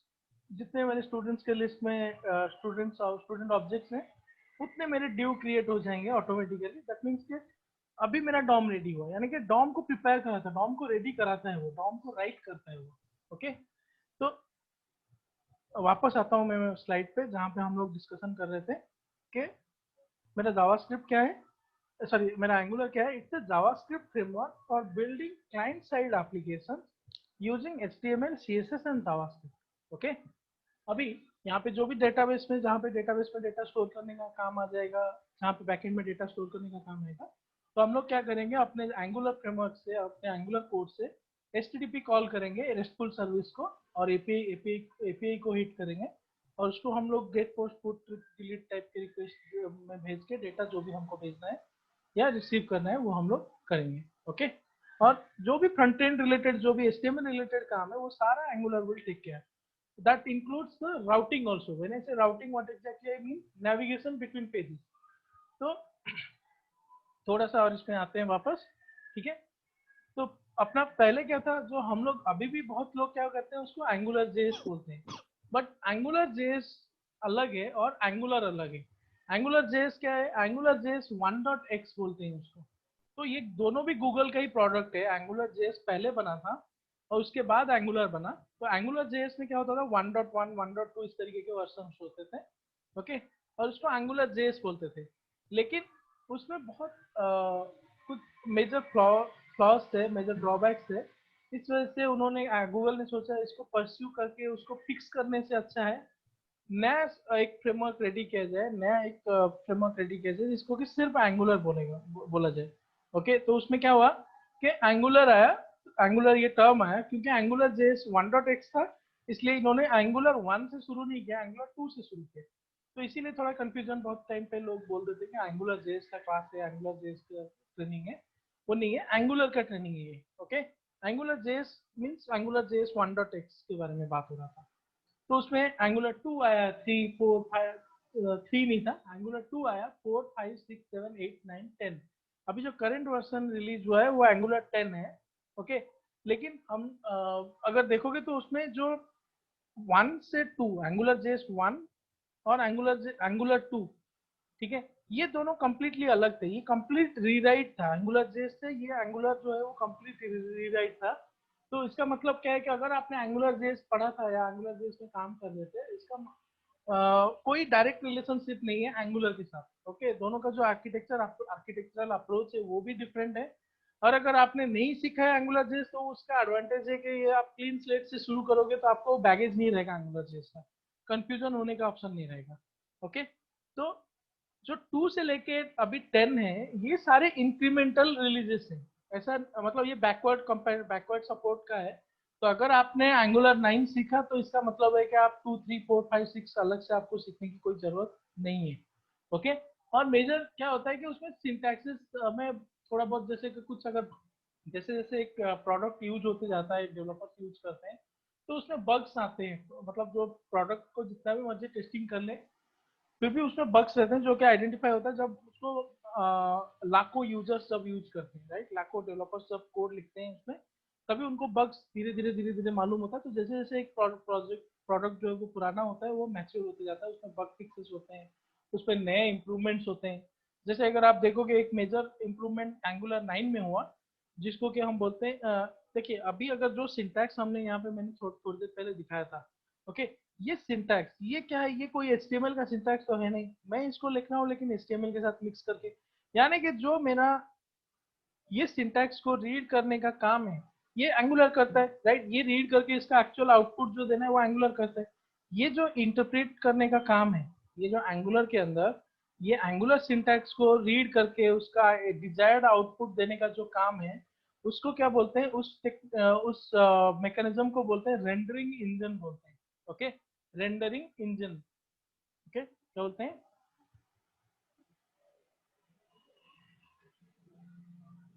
Rendering engine बोलते हैं। ओके, तो ये जो रेंडरिंग इंजन है ये एंगुलर 2 में एक डिफरेंट था, एंगुलर 4 में उन्होंने डिफरेंट बनाया। एंगुलर 4 में एक डिफरेंट रेंडरिंग इंजन आया, लेकिन धीरे धीरे क्या हुआ कि ऑब्वियसली जब भी मार्केट में जो प्रोडक्ट चलता है उसके कॉम्पिटिटर्स होते हैं। अगर एंगुलर देखोगे तो उसका कॉम्पिटिटर रिएक्ट है। तो क्या होता है कि जो रिएक्ट का जो बंडल साइज है, अल्टीमेटली हम लोग ये जो कोड लिखते हैं, जितने भी एचटीएमएल वेब पेजेस बनाते हैं एंगुलर एप्लीकेशन में, अल्टीमेटली क्या होता है, ये एक बंडल क्रिएट होता है इसका, राइट। तो जो बंडल का साइज है वो रिएक्ट में कंपैरेटिवली, Actually, हाँ, actually, I was disconnected okay due to electricity problem. Okay okay okay. नहीं, मैं ये डिस्कशन कर रहा था कि जो हम लोग ये सिंटैक्स लिखे हुए हैं ना, राइट, ये सिंटैक्स जो लिखे हुए हैं हम्म ये अल्टीमेटली एंगुलर का सिंटैक्स है। क्या सिंटैक्स है वो आगे हम सीखेंगे, लेकिन ये कुछ तो एंगुलर का सिंटैक्स मैंने हम्म लिखा हुआ है। लेकिन इसको लिखा मैंने कहाँ पे, एचटीएमएल के अंदर लिखा हुआ है, यानी कि जो मेरा एंगुलर फ्रेमवर्क है वो इस सिंटैक्स को रीड करके उसका जो डिजायर्ड आउटपुट है वो मुझे प्रोवाइड कराएगा, राइट। यानी कि जो मुझे मुझे अल्टीमेटली ये सिंटैक्स को क्या करेगा, एंगुलर इंटरप्रेट करेगा और उसको उतने नंबर ऑफ डिव क्रिएट करके देगा जितने मेरे स्टूडेंट्स हैं, राइट। ये जो पार्ट है it is taken care by the rendering engine. The part which takes care of this thing is called rendering engine. Okay, तो ये जो रेंडरिंग इंजन है ये हमको डायरेक्टली इसमें कुछ करना नहीं रहता है, ये एंगुलर का इंटरनल पार्ट है, ठीक है। जो पार्ट इसको टेक केयर करता है वो इंटरनल है, हम लोग डायरेक्टली रेंडरिंग इंजन को टच नहीं करते, राइट। तो जो एंगुलर 2 में रेंडरिंग इंजन था वो एक जो इनिशियल था वो एक अलग था। एंगुलर 4 में उन्होंने अपडेट किया उसको, नया रेंडरिंग इंजन चालू किया। फिर उन्होंने देखा कि वो जो कॉम्पिटिटर है रिएक्ट का, जो रिएक्ट है कॉम्पिटिटर, राइट, जो रिएक्ट का जो अल्टीमेटली ये जो एप्लीकेशन बनता है अपना, क्रिएट होने के बाद जब हम उसको डिप्लॉय करने जाते हैं बंडल क्रिएट करते हैं, राइट। तो बंडल जो बनता है उसका रिएक्ट का वो कंपैरेटिवली बहुत साइज में छोटा था, ठीक है, कंपेयर टू एंगुलर। रिएक्ट का जो बंडल साइज था वो बहुत छोटा था, इसीलिए इनको क्या करना पड़ा कि ये थोड़ा डिसएडवांटेज हो रहा था, इनका बंडल साइज बड़ा था एंगुलर का। तो इसीलिए इन्होंने क्या किया, जो रेंडरिंग इंजन है उसको और छोटा, उसको एक नया रेंडरिंग इंजन उन्होंने इंट्रोड्यूस कराया एंगुलर 9 में। एंगुलर 9 में उन्होंने नया rendering engine introduced new rendering engine name Ivy. Okay, उन्होंने एक नया रेंडरिंग इंजन इंट्रोड्यूस किया जिसमें के जो बंडल साइज है सिग्निफिकेंटली लो हो गए।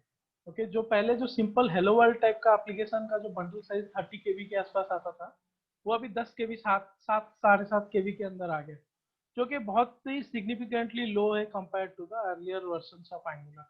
ओके, उसमें हाँ थोड़ा बहुत और चीजें चेंजेस हैं, लेकिन मेजर सच कोई चेंज नहीं है। कि ऐसा नहीं है कि अगर आपने एंगुलर 5 में काम किया है तो एंगुलर 9 और 10 आपको ऐसा कोई एलियन लगेगा या कुछ अलग से उसके लिए सीखना पड़ेगा। हाँ, जैसे डॉटनेट फ्रेमवर्क के आप काम करते हो तो नया नया चीजें इंट्रोड्यूस होता है, इसका मतलब नहीं है कि जो पुराना बंदा है वो आउट ऑफ डेट हो गया या उसको उसको ये नया सिंटैक्स, नया जो फ्रेमवर्क है वो समझ ही नहीं आएगा। जो सेम चीज एप्लीकेबल होता है यहाँ पे, अगर आपने एंगुलर में पुराने वर्जन में काम किया है, हाँ थोड़े बहुत चेंजेस आएंगे वो आप कोप अप कर लोगे, इतना कोई मेजर ये नहीं है, प्रॉब्लम नहीं आता है उसमें, क्योंकि इंक्रीमेंटल रिलीजेस हैं, ठीक है। हाँ, मेजर ये है कि एक जो ये पाथ ब्रेकिंग था कि ये जो रेंडरिंग इंजन इन्होंने नया इंट्रोड्यूस किया आईवी करके, ये बहुत ही एक पाथ ब्रेकिंग था, इसमें काफी पॉपुलैरिटी लेके आया है इसके लिए एंगुलर के लिए, ठीक है। तो ये एक मेजर एडवांटेज है उसका। लेकिन ये कंप्लीट रिलेटेड है from angular JS, that is angular 1.x। Okay, और एक डिफरेंस क्या है, एंगुलर जेएस 1.x जो था वो एमवीसी पैटर्न फॉलो करता था, यानी कि model view controller pattern follow करता था। मैंने एक सैंपल सा कोड दिया हुआ है, एक सपोज ये अपना एचटीएमएल फाइल है, index.html फाइल है, उसके अंदर एक पोर्शन ऑफ द स्क्रीन को क्या करता था, ये पार्ट अपना व्यू था, ये व्यू के अंदर जो भी कोड एचटीएमएल कोड हम लिखते थे, ठीक है, ये पार्ट को कंट्रोल करता था एक जावास्क्रिप्ट फाइल, जैसे कि जो भी यहाँ पे हमने कंट्रोलर का नाम मेंशन किया हुआ है वो कंट्रोलर नाम का जो भी जावास्क्रिप्ट फाइल है वो उस व्यू को कंट्रोल करता था। और इसके अंदर कंट्रोलर के अंदर हम लोग मॉडल के अंदर डेटा सेट करते और वो डेटा को एक्सेस करते थे अपने व्यू के अंदर, simple model view controller approach follow करते थे। लेकिन जो अपना एंगुलर 2 प्लस है, यानी कि एंगुलर जो भी अभी जो एंगुलर है वो कंपोनेंट बेस्ड आर्किटेक्चर फॉलो करते हैं। कंपोनेंट यानी कि क्या है, एक कंपोनेंट यानी कि which controls a patch of the screen, whether sometimes that patch of the screen is the whole screen itself, यानी कि पूरा का पूरा स्क्रीन को जो कंट्रोल करता है या फिर उसके एक पोर्शन को कंट्रोल करता है, उसको कंपोनेंट बोलते हैं। ये कंपोनेंट के बारे में हम थोड़ी देर में आएंगे वापस से। अभी के लिए मैं बस डिफरेंस बताने के लिए कर रहा था कि एंगुलर जेएस वंडरटेक्स्ट जो है वो architecturally module view controller pattern approach follow कर रहा था, लेकिन ये एंगुलर जो है वो कंपोनेंट बेस्ड आर्किटेक्चर फॉलो करता है। ठीक है। तो अभी जैसे कि हमने फर्स्ट क्वेश्चन अंडरस्टैंड किया कि what is angular, it is JavaScript framework used to create client-side web applications using HTML, CSS, and JavaScript. Okay, now the next question is coming is why Angular? Why we are going to use Angular? Okay, the first point why we should use Angular is expressive HTML. अगर आप देखोगे ये syntax में देखोगे, मैंने यहाँ पे कुछ तो सिंटैक्स लिखा हुआ है HTML के अंदर, राइट? HTML के अंदर ये Angular का सिंटैक्स लिखा हुआ है, लेकिन ये सिंटैक्स ठीक है, आपको ये सिंटैक्स एग्जैक्टली क्या काम करता है ये देखना अभी बाकी है। लेकिन सिंपली अगर हम देख रहे हैं एज ए प्रोग्रामर, हमको ये समझ में आ रहा है कि कुछ तो फॉर लूप लिखा हुआ है, यानी कि based on this for loop उतने ड्यू क्रिएट हो जाएंगे डायनामिकली यहाँ पे, राइट? यानी कि ये जो HTML है ये एक्सप्रेसिव है, ये खुद का एक्सप्रेशन खुद प्रोवाइड कर रहा है, राइट? ये क्या कर रहा है ये खुद से देखने से ही समझ में आ रहा है। तो जितना अपना HTML एक्सप्रेसिव होगा वो हमको समझ में इजीली आएगा, कोई भी देखेगा उसको, डेवलपर को इजीली एनालाइज करने के लिए उस पे उस फंक्शनैलिटी को इजी जाएगा, right? This is what I mean when I से एक्सप्रेसिव HTML। एक्सप्रेसिव HTML का दूसरा पॉइंट क्या है कि अगर हम एंगुलर यूज कर रहे हैं ना, उसमें आगे जाके हम लोग कुछ चीजें सीखेंगे जो अभी हमने थोड़ी देर पहले जस्ट पॉइंट आउट किया कंपोनेंट करके। जब भी हम कोई कंपोनेंट डायरेक्टिव वगैरह क्रिएट करते हैं तो उसका मतलब क्या है कि हम कस्टम HTML एलिमेंट क्रिएट कर सकते हैं। यानी कि सपोज मान लो ये मेरा HTML पेज है, इस HTML पेज के अंदर सपोज मान लो मेरा मुझे एक छोटा सा ऐसे विजेट दिखाना है, इस पेज के अंदर वेदर का इंफॉर्मेशन दिखाना है, राइट? ये सपोज मान लो ये जो वेदर का इंफॉर्मेशन है ये मुझे हर एक पेज में दिखाना है। तो हर एक पेज में मैं दिखाने के लिए मैं अगर HTML अप्रोच से जाऊंगा तो हर एक पेज में उतना HTML मुझे ऐड करना पड़ेगा, ये कर जो पुराना अप्रोच है। लेकिन अगर मैं एंगुलर यूज करता हूँ उसमें क्या करूंगा, मैं अपना एक एंगुलर का वेदर नाम का कंपोनेंट बना दूंगा। यानी कि क्या है, मैं अपना एक कस्टम HTML एलिमेंट बना दूंगा। उसके बाद क्या हो जाएगा, मैं अपना कस्टम HTML एलिमेंट यहाँ पे यूज कर दूंगा वेदर नाम का। ओके, जहां जहां पे भी मुझे वेदर इंफॉर्मेशन दिखाना है मैं सिंपली वहां पे क्या कर दूंगा, ये जो कस्टम HTML एलिमेंट मैंने अपने लिए क्रिएट किया है वेदर इंफॉर्मेशन शो करने के लिए, वो यहाँ पे ऐड कर दूंगा। उससे क्या हो गया कि मेरा जो HTML है वो रीयूजेबल हो गया। मैं सिर्फ कहीं और पे वेदर इंफॉर्मेशन दिखाने के लिए जो HTML है या उसको जो कंट्रोल करने का जो टेक्निक है वो कहीं पे लिखा, उसका एक नाम दे दिया मैंने, अपना खुद का एक HTML एलिमेंट बना दिया। जैसे हम लोग जावा अपना HTML का div पैराग्राफ वगैरह यूज करते हैं, वैसे अपना एक मैंने वेदर बोल के एक कस्टम HTML एलिमेंट क्रिएट कर दिया। तो जो भी पेज में मुझे वेदर का इंफॉर्मेशन दिखाना, मैं सिर्फ इतना ही कोड लिखूंगा, इतना ही लिखूंगा HTML, तो फिर मेरा काम हो जाएगा। जिससे कि क्या हो गया कि मेरा जो HTML है वो एक्सप्रेसिव लग रहा है, मुझे देखने से ही समझ में आ रहा है कि क्या हो रहा है। चलो ठीक है, मुझे एग्जैक्टली पता नहीं है वेदर कैसे काम करता है क्या नहीं, लेकिन मुझे देखने से ही समझ में क्या आएगा कि ये जो पीस ऑफ HTML लिखा हुआ है या कस्टम HTML एलिमेंट लिखा हुआ है, इसका काम क्या है कि मुझे वेदर का इंफॉर्मेशन डिस्प्ले कराना है। This is what I mean when I say no expressive HTML। Okay, next thing is powerful data binding. What data binding means देखिए कि जो अपना HTML जो पेज है, राइट, यहाँ पे अगर यही सिंटैक्स में वापस आ जाता हूँ, यानी कि ये जो स्टूडेंट्स बोल के जो मेरा प्रॉपर्टी है, जो मेरा स्टूडेंट्स का डेटा कैरी कर रहा है, वो तो मुझे कहीं से तो मिल रहा होगा ना। यानी कि इसका जो बैकएंड कोड होगा, ये जो HTML का जो बैकएंड कोड होगा, उस कोड के अंदर मैंने कुछ सिंटैक्स लिखे होंगे जिसमें कि मैंने बैकएंड डेटाबेस को कॉल किया रहेगा या API को कॉल किया रहेगा। वहां से वो स्टूडेंट्स का डेटा जो है मैंने फेच किया रहेगा, या फिर मैं कोई जेसन फाइल से या फिर स्टैटिक डेटा भी मैं भेज सकता हूँ यहाँ पे। तो यानी कि क्या हो गया, जो मेरा बैकएंड कोड है वहां से जो डेटा भेज रहा हूँ मैं HTML में उसको बाइंड कर रहा हूँ, क्योंकि HTML के अंदर तो मैं डायरेक्टली कोई डेटा तो जनरेट नहीं कर सकता हूँ ना। यानी कि इस तरीके का जो डायनामिक डेटा है वो HTML के अंदर तो जनरेट नहीं होता है, मुझे बैकएंड से लेके आना पड़ेगा या फिर कोई एक्सटर्नल सोर्स से लेके आना पड़ेगा। तो ये जो डेटा है जो मैं बैकएंड से लेके आ रहा हूँ उसको मुझे HTML में लाके दिखाना है। ये ऑब्वियसली दिखा रहा हूँ मतलब क्या कर रहा हूँ, मैं जो अपना बैकएंड डेटा है उसको बाइंड कर रहा हूँ HTML के साथ। यानी कि इस प्रोसेस को मैं क्या बोलता हूँ, डेटा बाइंडिंग बोलता हूँ। तो जो डेटा बाइंडिंग का जो अप्रोच है, डेटा बाइंडिंग का जो प्रोसेस है, ये काफी पावरफुल है इन एंगुलर। हम लोग उसका देखेंगे, डेटा बाइंडिंग के एग्जांपल्स देखेंगे आगे जाके। थर्ड थिंग क्या है, modular by design. What exactly I mean when I say modular by design? Modular by design means it is having a robust module system. When I say robust module system, what exactly I mean? Okay, तो जो Angular JS था उसमें भी Angular JS के modules create होते थे. जब भी हम कोई एप्लीकेशन क्रिएट करते हैं तो उसमें मल्टीपल मॉड्यूल्स या एटलीस्ट एक तो भी मॉड्यूल हम लोग, जैसे अगर कोई बाकी मल्टीपल मॉड्यूल नहीं है तो जो भी है वो एक ही मॉड्यूल बोल के कंसिडर करते हैं हम. या फिर उसमें अलग अलग मॉड्यूल्स हो सकते हैं, एचआर मॉड्यूल हो सकता है, फिनेंस मॉड्यूल हो सकता है, बाकी के मॉड्यूल्स हो सकते हैं, राइट? तो जो एंगुलर जेएस में भी मॉड्यूल्स अवेलेबल थे, लेकिन वो मॉड्यूलर बाय डिजाइन नहीं था. यानी कि मॉड्यूलर बाय डिजाइन मतलब क्या है? सी, अगर मान लो आप रियल टाइम सिनेरियो में सोचो, एक आपका वेबसाइट है, उसमें जो एचआर मॉड्यूल है उसमें एचआर रिलेटेड 5 से 7 पेजेस होंगे या जितने भी पेजेस होंगे. जैसे अगर एडमिन है तो उसके भी रिलेटेड, जो एडमिन मॉड्यूल है उसमें भी उसके रिलेटेड पेजेस होंगे. तो चांसेस ये है कि हाँ कुछ सुपर यूजर्स होगा जिसको एक्सेस होगा एचआर का एडमिन का दोनों का, तो वो अलग सिनारियो है. लेकिन मोस्ट ऑफ द टाइम क्या होगा, जो एचआर का बंदा है वो कभी अपना एडमिन का पेज ओपन करके भी देखने वाला नहीं है, क्योंकि उसको एक्सेस नहीं रहेगा. वाइस वर्सा, एडमिन वाला कभी एचआर का पेज ओपन करके नहीं देखेगा. लेकिन हो क्या रहा था एंगुलर जैसा, जो उसका मेजर ड्रॉबैक था उस केस में क्या हो रहा था, जो सारे मॉड्यूल्स थे वो फर्स्ट टाइम पे ही पहले से ही डाउनलोड होकर अपने क्लाइंट के ब्राउजर मेमोरी में स्टोर होके रहते थे. तो अननेसेसरी क्या हो रहा था कि मेरा अननेसेसरी कोड जो है वो पहले से ब्राउजर में स्टोर होकर रह रहा था, जिसकी वजह से क्या हो रहा था, ओवरऑल जब एप्लीकेशन ग्रो होता था तो अपना उसमें परफॉर्मेंस प्रॉब्लम्स आने लगते थे, क्योंकि ब्राउजर की मेमोरी को भी हम ओवर यूज कर रहे थे. ओके, तो ये मॉड्यूलर बाय डिजाइन नहीं था. जो मेरा एंगुलर जेएस था वो मॉड्यूलर बाय डिजाइन नहीं था. ओके, लेकिन एंगुलर ने क्या किया, उसको उस प्रॉब्लम, जैसे ये एक प्रॉब्लम मैंने बताया, ऐसे बहुत सारे प्रॉब्लम्स की वजह से एंगुलर आया, क्योंकि उन्होंने रिराइट किया उस प्रोडक्ट को नया टेक्निक के साथ. तो इसलिए उन्होंने वो प्रॉब्लम्स को एड्रेस किया जो फर्स्ट वर्जन में आए हुए थे. तो इन्होंने क्या किया, जो एंगुलर है उसको मॉड्यूलर बाय डिजाइन बनाया. यानी कि क्या हो गया कि हम उसको एक स्पेसिफिक अप्रोच में अगर अपने कोड को लिखते हैं तो क्या होगा कि ऑन डिमांड लोडिंग होगा मॉड्यूल्स का. जब तक कोई अगर आदमी फर्स्ट टाइम एचआर के पेजेस को एक्सेस ना करे तब तक एचआर का मॉड्यूल उसके ब्राउजर में डाउनलोड नहीं होगा. जब तक वो एडमिन का मॉड्यूल की कोई भी पेज को एक्सेस ना करे. हाँ, अगर एक बार भी उसने एक्सेस किया तो दैट मींस उसके टाइम पे जरूरत है डाउनलोड होना.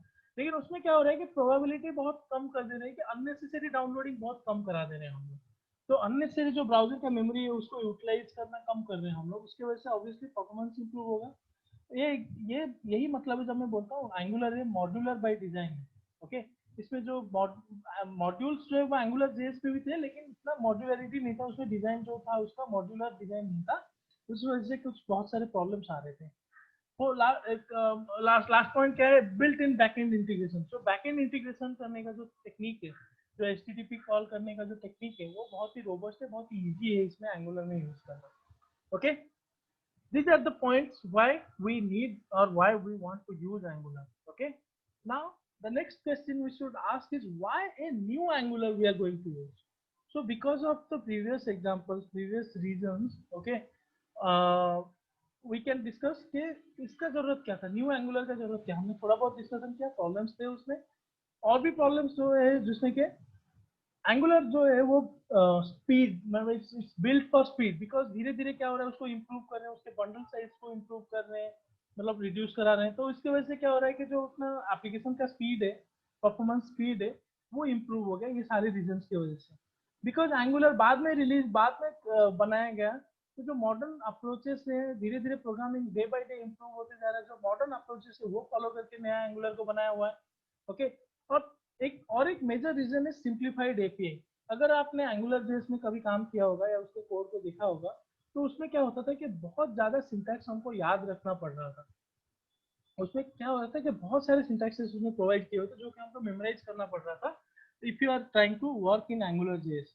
ओके, लेकिन एंगुलर ने क्या किया हुआ है, बहुत ही सिंप्लीफाई कर दिया है. ज्यादा सिंटैक्स आपको याद रखने की जरूरत नहीं है. जो जो मिनिमम बेयर मिनिमम सिंटैक्सेस है आपको याद रखने की वो जरूरत, वो आपको याद रखना है, लेकिन बहुत सारा सिंटैक्स आपको याद रखने की जरूरत नहीं है. ओके, तो ये हो गया सिंप्लीफाइड एपीआई. और ये जो डिस्कशन किया हमने कि उसका स्पीड अच्छा है, उसका ये मॉडर्न अप्रोच है, सिंप्लीफाइड एपीआई है, मॉड्यूलर बाय डिजाइन है, ये सारे रीजंस की वजह से क्या हो गया कि जो डेवलपर का प्रोडक्टिविटी है वो इम्प्रूव होगा, राइट. तो it enhances the developer productivity significantly.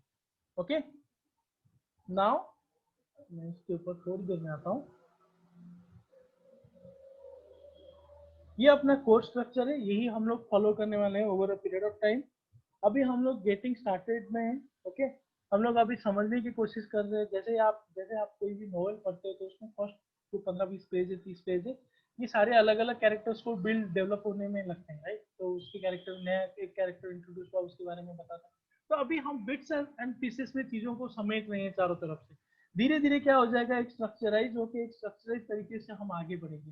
तो उसके बाद हम लोग क्या करेंगे, उसका बेसिक जो अपना एप्लीकेशन का जो आर्किटेक्चर है, जो फ्लो है, मतलब एक एप्लीकेशन जो एंगुलर एप्लीकेशन हम बनाएंगे, वो लोड होके ब्राउजर में लोड होने के बाद कैसे चलता है, आगे क्या करता है, वो कैसे अपना एंगुलर एप्लीकेशन को रन कराता है, ये सारा जो बेसिक आर्किटेक्चर रिव्यू है वो हम लोग करेंगे। उसके बाद फिर कंपोनेंट्स को कैसे यूज करना है, नया अपना कंपोनेंट कैसे बनाना है, कंपोनेंट करता क्या है, ये सारा देखेंगे। फिर उसमें डेटा बाइंडिंग देखेंगे, फिर डायरेक्टिव्स देखेंगे, सर्विसेज एंड डिपेंडेंसी इंजेक्शन देखेंगे, राउटिंग देखेंगे। राउटिंग का मतलब क्या है, पेज नेविगेशन करना, यानी कि जो चीज हम लोग, जैसे आप अगर स्टैंडर्ड कोई भी वेबसाइट देखेंगे उसमें मल्टीपल लिंक होंगे, राइट, होम, अबाउट, एटलीस्ट यही तो बेसिक तो लिंक रहते ही है ना, यानी कि एक पेज से दूसरे पेज को नेविगेट कराना, राइट। तो ये जो एक पेज से दूसरे पेज को नेविगेट कराना, ये कैसे, किस तरीके से एंगुलर में किस तरीके से हम करते हैं, without page getting reloaded. Okay, all the pages get loaded, if you are clicking on any new link, आपका नया पेज आके लोड होगा, लेकिन बिना आपका पेज रीलोड हुए हुए। ये कैसे होता है, ये सिंगल पेज एप्लीकेशन आर्किटेक्चर का हम लोग अभी डिस्कशन करने वाले हैं। ओके, उस बेसिस पे होता है ये। तो राउटिंग उसके अंदर आता है। ओके, उसके बाद ऑब्जर्वेबल्स करके कॉन्सेप्ट है। ऑब्जर्वेबल्स बहुत ही इंपॉर्टेंट फीचर है। अगर आप ऑब्जर्वेबल्स समझ जाते हैं इजीली, तो आपका आधा एंगुलर का जो जो रियल टाइम यूसेज है वो उसमें ही आ जाता है। ऑब्जर्वेबल्स बहुत ही एक्सटेंसिवली यूज होता है। ओके, वो ऑब्जर्वेबल्स मेनली क्या करते हैं हम लोग, उसके साथ साथ RxJS करके एक थर्ड पार्टी लाइब्रेरी है जो कि ऑब्जर्वेबल हम लोग रिएक्टिव प्रोग्रामिंग के लिए हेल्प करता है, वो हम लोग उसमें देखेंगे। ऑब्जर्वेबल्स देखेंगे, उसके रिएक्टिव RxJS के कुछ ऑपरेटर्स वगैरह देखेंगे, उसके एग्जांपल जो हमको रियल टाइम में यूज में आने वाले हैं। फिर उसके बाद अल्टीमेटली ये तो सारा हो गया। अभी तक सिर्फ डायनामिक, सिर्फ डेटा हम लोग दिखा रहे हैं, रीड ओनली डेटा दिखा रहे हैं। अल्टीमेटली हमको यूजर से डेटा रिट्रीव भी करना है। तो एंगुलर में और डेटा रिट्रीव या मतलब डेटा इनपुट रिसीव करने के लिए यूजर से फॉर्म्स करके अवेलेबल है ये मॉड्यूल। तो फॉर्म्स मॉड्यूल में फॉर्म्स दो टाइप के हैं एंगुलर में, एक है रिएक्टिव फॉर्म्स और दूसरा टेम्पलेट ड्रिवन फॉर्म्स। तो ये दोनों फॉर्म्स के एग्जांपल हम देखेंगे। उसके बाद पाइप्स देखेंगे, HTTP सर्विस देखेंगे कि बैकएंड कॉल कैसे करना है। हम लोग, क्योंकि हम लोग डॉटनेट बैकग्राउंड से हैं, मैं भी डॉटनेट बैकग्राउंड से ही हूँ, तो हम लोग क्या करेंगे, अपना वेब एपीआई के अंदर हम लोग एपीआई मेथड्स लिखेंगे और उनको अपने एंगुलर कोड से कॉल करेंगे, वहां से डेटाबेस से डेटा लेके आएंगे एपीआई से। ओके, फिर ऑथेंटिकेशन या ऑथराइजेशन कैसे इंप्लीमेंट करना है, फिर ऑप्टिमाइज कैसे करना है एप्लीकेशन को, एनजी मॉड्यूल्स, अलग मल्टीपल मॉड्यूल्स कैसे क्रिएट करने हैं, फिर डिप्लॉयमेंट कैसे करना है, फिर थोड़ा बहुत एनिमेशन और यूनिट टेस्टिंग के बारे में डिस्कशन करेंगे। एक और टॉपिक जो मैं इसमें ऐड नहीं किया हूँ इस इमेज में, वो बाद में मैंने एक्चुअली ऐड किया रिसेंटली। NGRX करके एक नया टॉपिक मैं इसमें इंट्रोड्यूस कर रहा हूँ, इसमें मतलब अभी कोर्स में मैं पढ़ाता हूँ, जो कि इस इमेज में अवेलेबल नहीं है। NGRX जो है वो रिडक्स पैटर्न के ऊपर मतलब बेस्ड है। ओके, जो रिडक्स पैटर्न है वो बेसिकली रिएक्ट यूज करता है। तो रिएक्ट अपना रिडक्स पैटर्न यूज करता है, ऐसे एंगुलर में रिडक्स पैटर्न यूज करने के लिए NGRX करके एक लाइब्रेरी अवेलेबल है, जो कि स्टेट मैनेजमेंट के लिए हमको हेल्प करता है। तो अगर आप आज के डेट में कोई भी एंटरप्राइज एप्लीकेशन में आप काम करते हो तो उसमें स्टेट मैनेजमेंट एक बहुत इंपॉर्टेंट एस्पेक्ट है। तो NGRX हम लोग देखेंगे, मैं आपको बता दूंगा कैसे NGRX यूज करना है अपने एप्लीकेशन के अंदर। तो ये अपना बेसिक एक जो कोर्स का स्ट्रक्चर है, ये जो कोर्स का स्ट्रक्चर है, ये करने के टाइम पे हम लोग पूरा स्टार्टिंग से लेकर एंड तक एक छोटा सा प्रोजेक्ट बनाएंगे, जिसमें इसके अंदर के हम लोग कोड ऐड करते जाएंगे।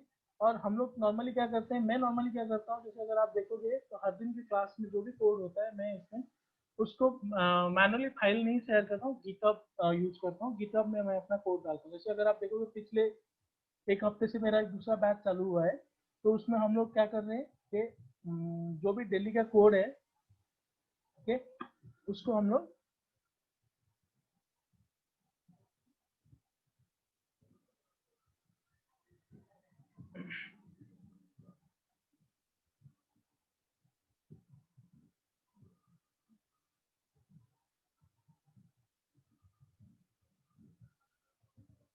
जो भी हर दिन का कोड है हम लोग उसमें ऐड करते जा रहे हैं।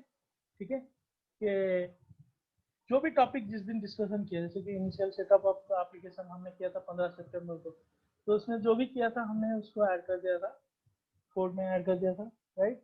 तो वो कोड आपको हर दिन का एग्जांपल्स के साथ आपको समझ में आ जाएगा क्या चल रहा है क्या नहीं। ओके, मतलब अगर कुछ कुछ किसी दिन मैंने जो टॉपिक बताया था वो समझ में आया था लेकिन उसका कोड नहीं समझ में आया था, कोड प्रैक्टिस करना है आपको, तो इसमें से स्पेसिफिक एग्जांपल्स आप देख सकते हो। डेटा बाइंडिंग स्टार्ट किया था तो डेटा बाइंडिंग के एग्जांपल्स जो हैं वो हमने इसमें डाला हुआ है, तो वो देखने से आपको रेफरेंस समझ में आ जाएगा एग्जैक्टली क्या किया था। ओके, ये प्योर एंड प्योर अभी जितना मैंने बोला ये आज जो है ये प्योर थियोरिटिकल सेशन था। ओके, और उसके बाद आगे जाके हम लोग क्या करेंगे, हम लोग इसमें जाके आगे जाके क्या करेंगे कि ये इंटरेक्टिव सेशन होगा। अगर आप मेरे वीडियोस भी देखे होंगे जो मैंने शेयर किए हुए थे, जो बाकी के क्लासेस, जो मेरा क्लासेस जो भी डेली का क्लास रहता है उसमें जो भी टॉपिक मैं एक्सप्लेन करता हूँ, जैसे अगर मैं डेटा बाइंडिंग एक्सप्लेन कर रहा हूँ, स्ट्रिंग इंटरपोलेशन एक्सप्लेन कर रहा हूँ, या प्रॉपर्टी बाइंडिंग या इवेंट बाइंडिंग या टू वे बाइंडिंग एक्सप्लेन कर रहा हूँ, मैं एक्सप्लेन करते जाता हूँ, उसके साथ साथ कोड भी लिखता हूँ। तो वो इंटरेक्टिव सेशन होता है, आप चीज को समझते हैं, उसका इमीडिएट एग्जाम्पल आप देखते हैं। तो ये ऐसा ट्रेडिशनल तरीके से नहीं होगा कि मैं थ्योरी बता रहा हूँ और कोड एक दिन में अलग से आके लिख रहा हूँ, तो वो लिंकअप नहीं रहेगा, उसको समझ नहीं आएगा या भूल जाओगे, ध्यान में नहीं रहेगा। इसलिए जो भी मैं बोलता हूँ उसका कोड इमीडिएटली करके दिखाता हूँ। ठीक है, तो अभी थोड़ा सा और आगे जाते हैं। तो जब भी हम लोग कोई भी एप्लीकेशन बनाते हैं, ठीक है, तो उसमें सबसे पहले डिसीजन मेकिंग रहता है कि क्या करना है। हम लोग को ये डिसाइड करना रहता है कि अगर हम एंगुलर सीखें तो उसके लिए क्या लैंग्वेज सीखना पड़ेगा, क्या लैंग्वेज यूज करेंगे, कौन सा एडिटर यूज करेंगे, एंगुलर एप्लीकेशन सेटअप कैसे करेंगे। फिर उसके बाद फिर मॉड्यूल्स के बारे में समझेंगे कि जो कि एक बहुत इंपॉर्टेंट फीचर है एंगुलर एप्लीकेशन का। ओके, तो सबसे पहले ये जावास्क्रिप्ट के बारे में हमने ऑलरेडी डिस्कशन किया हुआ है, राइट। तो ये एंगुलर के लिए लेकिन हम लोग एक लैंग्वेज हमको डिसाइड करना रहेगा, तो उसमें मल्टीपल ऑप्शंस अवेलेबल है। ECMAScript का जो पुराना वर्जन है ECMAScript 5 यानी कि जावास्क्रिप्ट का जो पुराना वर्जन है, ES 2015 यानी कि जो जावास्क्रिप्ट का नया वर्जन है। ओके, टाइपस्क्रिप्ट या फिर डार्ट जो है वो नो जावास्क्रिप्ट, अलग से एक लैंग्वेज ऑलटुगेदर है। लेकिन अपना हम लोग इसमें क्या कर रहे हैं, हम लोग टाइपस्क्रिप्ट को सिलेक्ट कर रहे हैं क्योंकि एंगुलर में ही टाइपस्क्रिप्ट में मतलब एंगुलर का जो लाइब्रेरीज है वो इटसेल्फ टाइपस्क्रिप्ट में बनाया हुआ है। ओके, तो इसलिए हम ये बेस्ट चॉइस है एंगुलर के साथ टाइपस्क्रिप्ट को यूज करना। ओके, एंगुलर ये टाइपस्क्रिप्ट क्या है, it is A super set of JavaScript, it has strong typing and great IDE tooling. यानी कि क्या है, अगर ये इमेज को देखेंगे तो सिंपल से इसे समझ में क्या आ रहा है कि जो टाइपस्क्रिप्ट है वो अपना जावास्क्रिप्ट का सुपर सेट है। यानी कि और ये क्या होता है कि जो भी हम टाइपस्क्रिप्ट में लिखते हैं ultimately it gets transpiled into JavaScript. क्योंकि जो भी मैंने बोला अभी स्टार्टिंग में क्या बोला कि मेरे ब्राउजर के अंदर जब भी मैं कोई भी ब्राउजर इंस्टॉल करता हूँ उसके साथ साथ HTML इंटरप्रेटर, CSS इंटरप्रेटर और जावास्क्रिप्ट इंजन, ये चीजें प्री इंस्टॉल्ड रहती हैं, हमको एक्सप्लिसिटली कुछ इंस्टॉल करने की जरूरत नहीं है। क्योंकि मेरा ब्राउजर जो है वो यही तीन चीजों को समझता है, HTML CSS और जावास्क्रिप्ट को ही समझता है, बाकी कुछ समझता नहीं है, राइट। तो अल्टीमेटली मैं भले ही टाइपस्क्रिप्ट यूज करता हूँ, मेरा टाइपस्क्रिप्ट तो ब्राउजर समझने वाला नहीं है। तो इसलिए जो टाइपस्क्रिप्ट का जो कंपाइलर है, टाइपस्क्रिप्ट का जो इंटरप्रेटर है, वो क्या करता है, ट्रांसपाइल करता है, यानी कि इक्विवेलेंट जावास्क्रिप्ट में कन्वर्ट करता है। जो भी हम टाइपस्क्रिप्ट में कोड लिखते हैं उसको इक्विवेलेंट जावास्क्रिप्ट में कन्वर्ट करता है। ओके, इस प्रोसेस को बोलते हैं transpilation. Okay, now next thing is, this is what exactly TypeScript means. It's a open source language. It is the superset of JavaScript. It transpiles to plain JavaScript. It is strongly typed. See, JavaScript का एक drawback क्या था कि ये dynamically type था। मैंने से dynamically type मतलब क्या था कि उसमें अगर आपने एक वेरिएबल डिक्लेयर किया है, अभी उसको नंबर असाइन किया है, यानी कि उसका डेटा टाइप आपने इम्प्लिसिटली सेट किया नंबर, नेक्स्ट लाइन में आप उसको स्ट्रिंग असाइन करो, वो कोई कंप्लेन नहीं कर रहा था क्योंकि वो डायनामिक टाइप था। ओके, जिसकी वजह से फायदा भी था लेकिन नुकसान भी था कि बहुत टाइम पे क्या होता था कि हमने डेटा टाइप में अगर मिसमैच हो गया तो अपना आगे जाके रन टाइम में एरर देगा, लेकिन हमको डिबग करने में घंटों निकल जाते थे। तो कई बार मतलब समझ में नहीं आता था कि एरर कहाँ से आ रहा है because of a simple data type mismatch. तो वो जो प्रॉब्लम थे, अगर ये जो टाइपस्क्रिप्ट है ये क्या है कि स्ट्रांगली टाइप है। अगर आपने इसमें एक वेरिएबल को नंबर बोल के डिक्लेयर किया, उसको नेक्स्ट टाइम आप स्ट्रिंग असाइन करने जाओ, वो कंपाइल टाइम में ही एरर दे देगा। क्योंकि ये कंपाइल टाइम में एरर दे देगा तो हमको हमारा जो बहुत टाइम है वो सेव हो जाएगा, हमको ये सब ये टाइम वेस्ट नहीं होगा अपना डिबगिंग करने के लिए।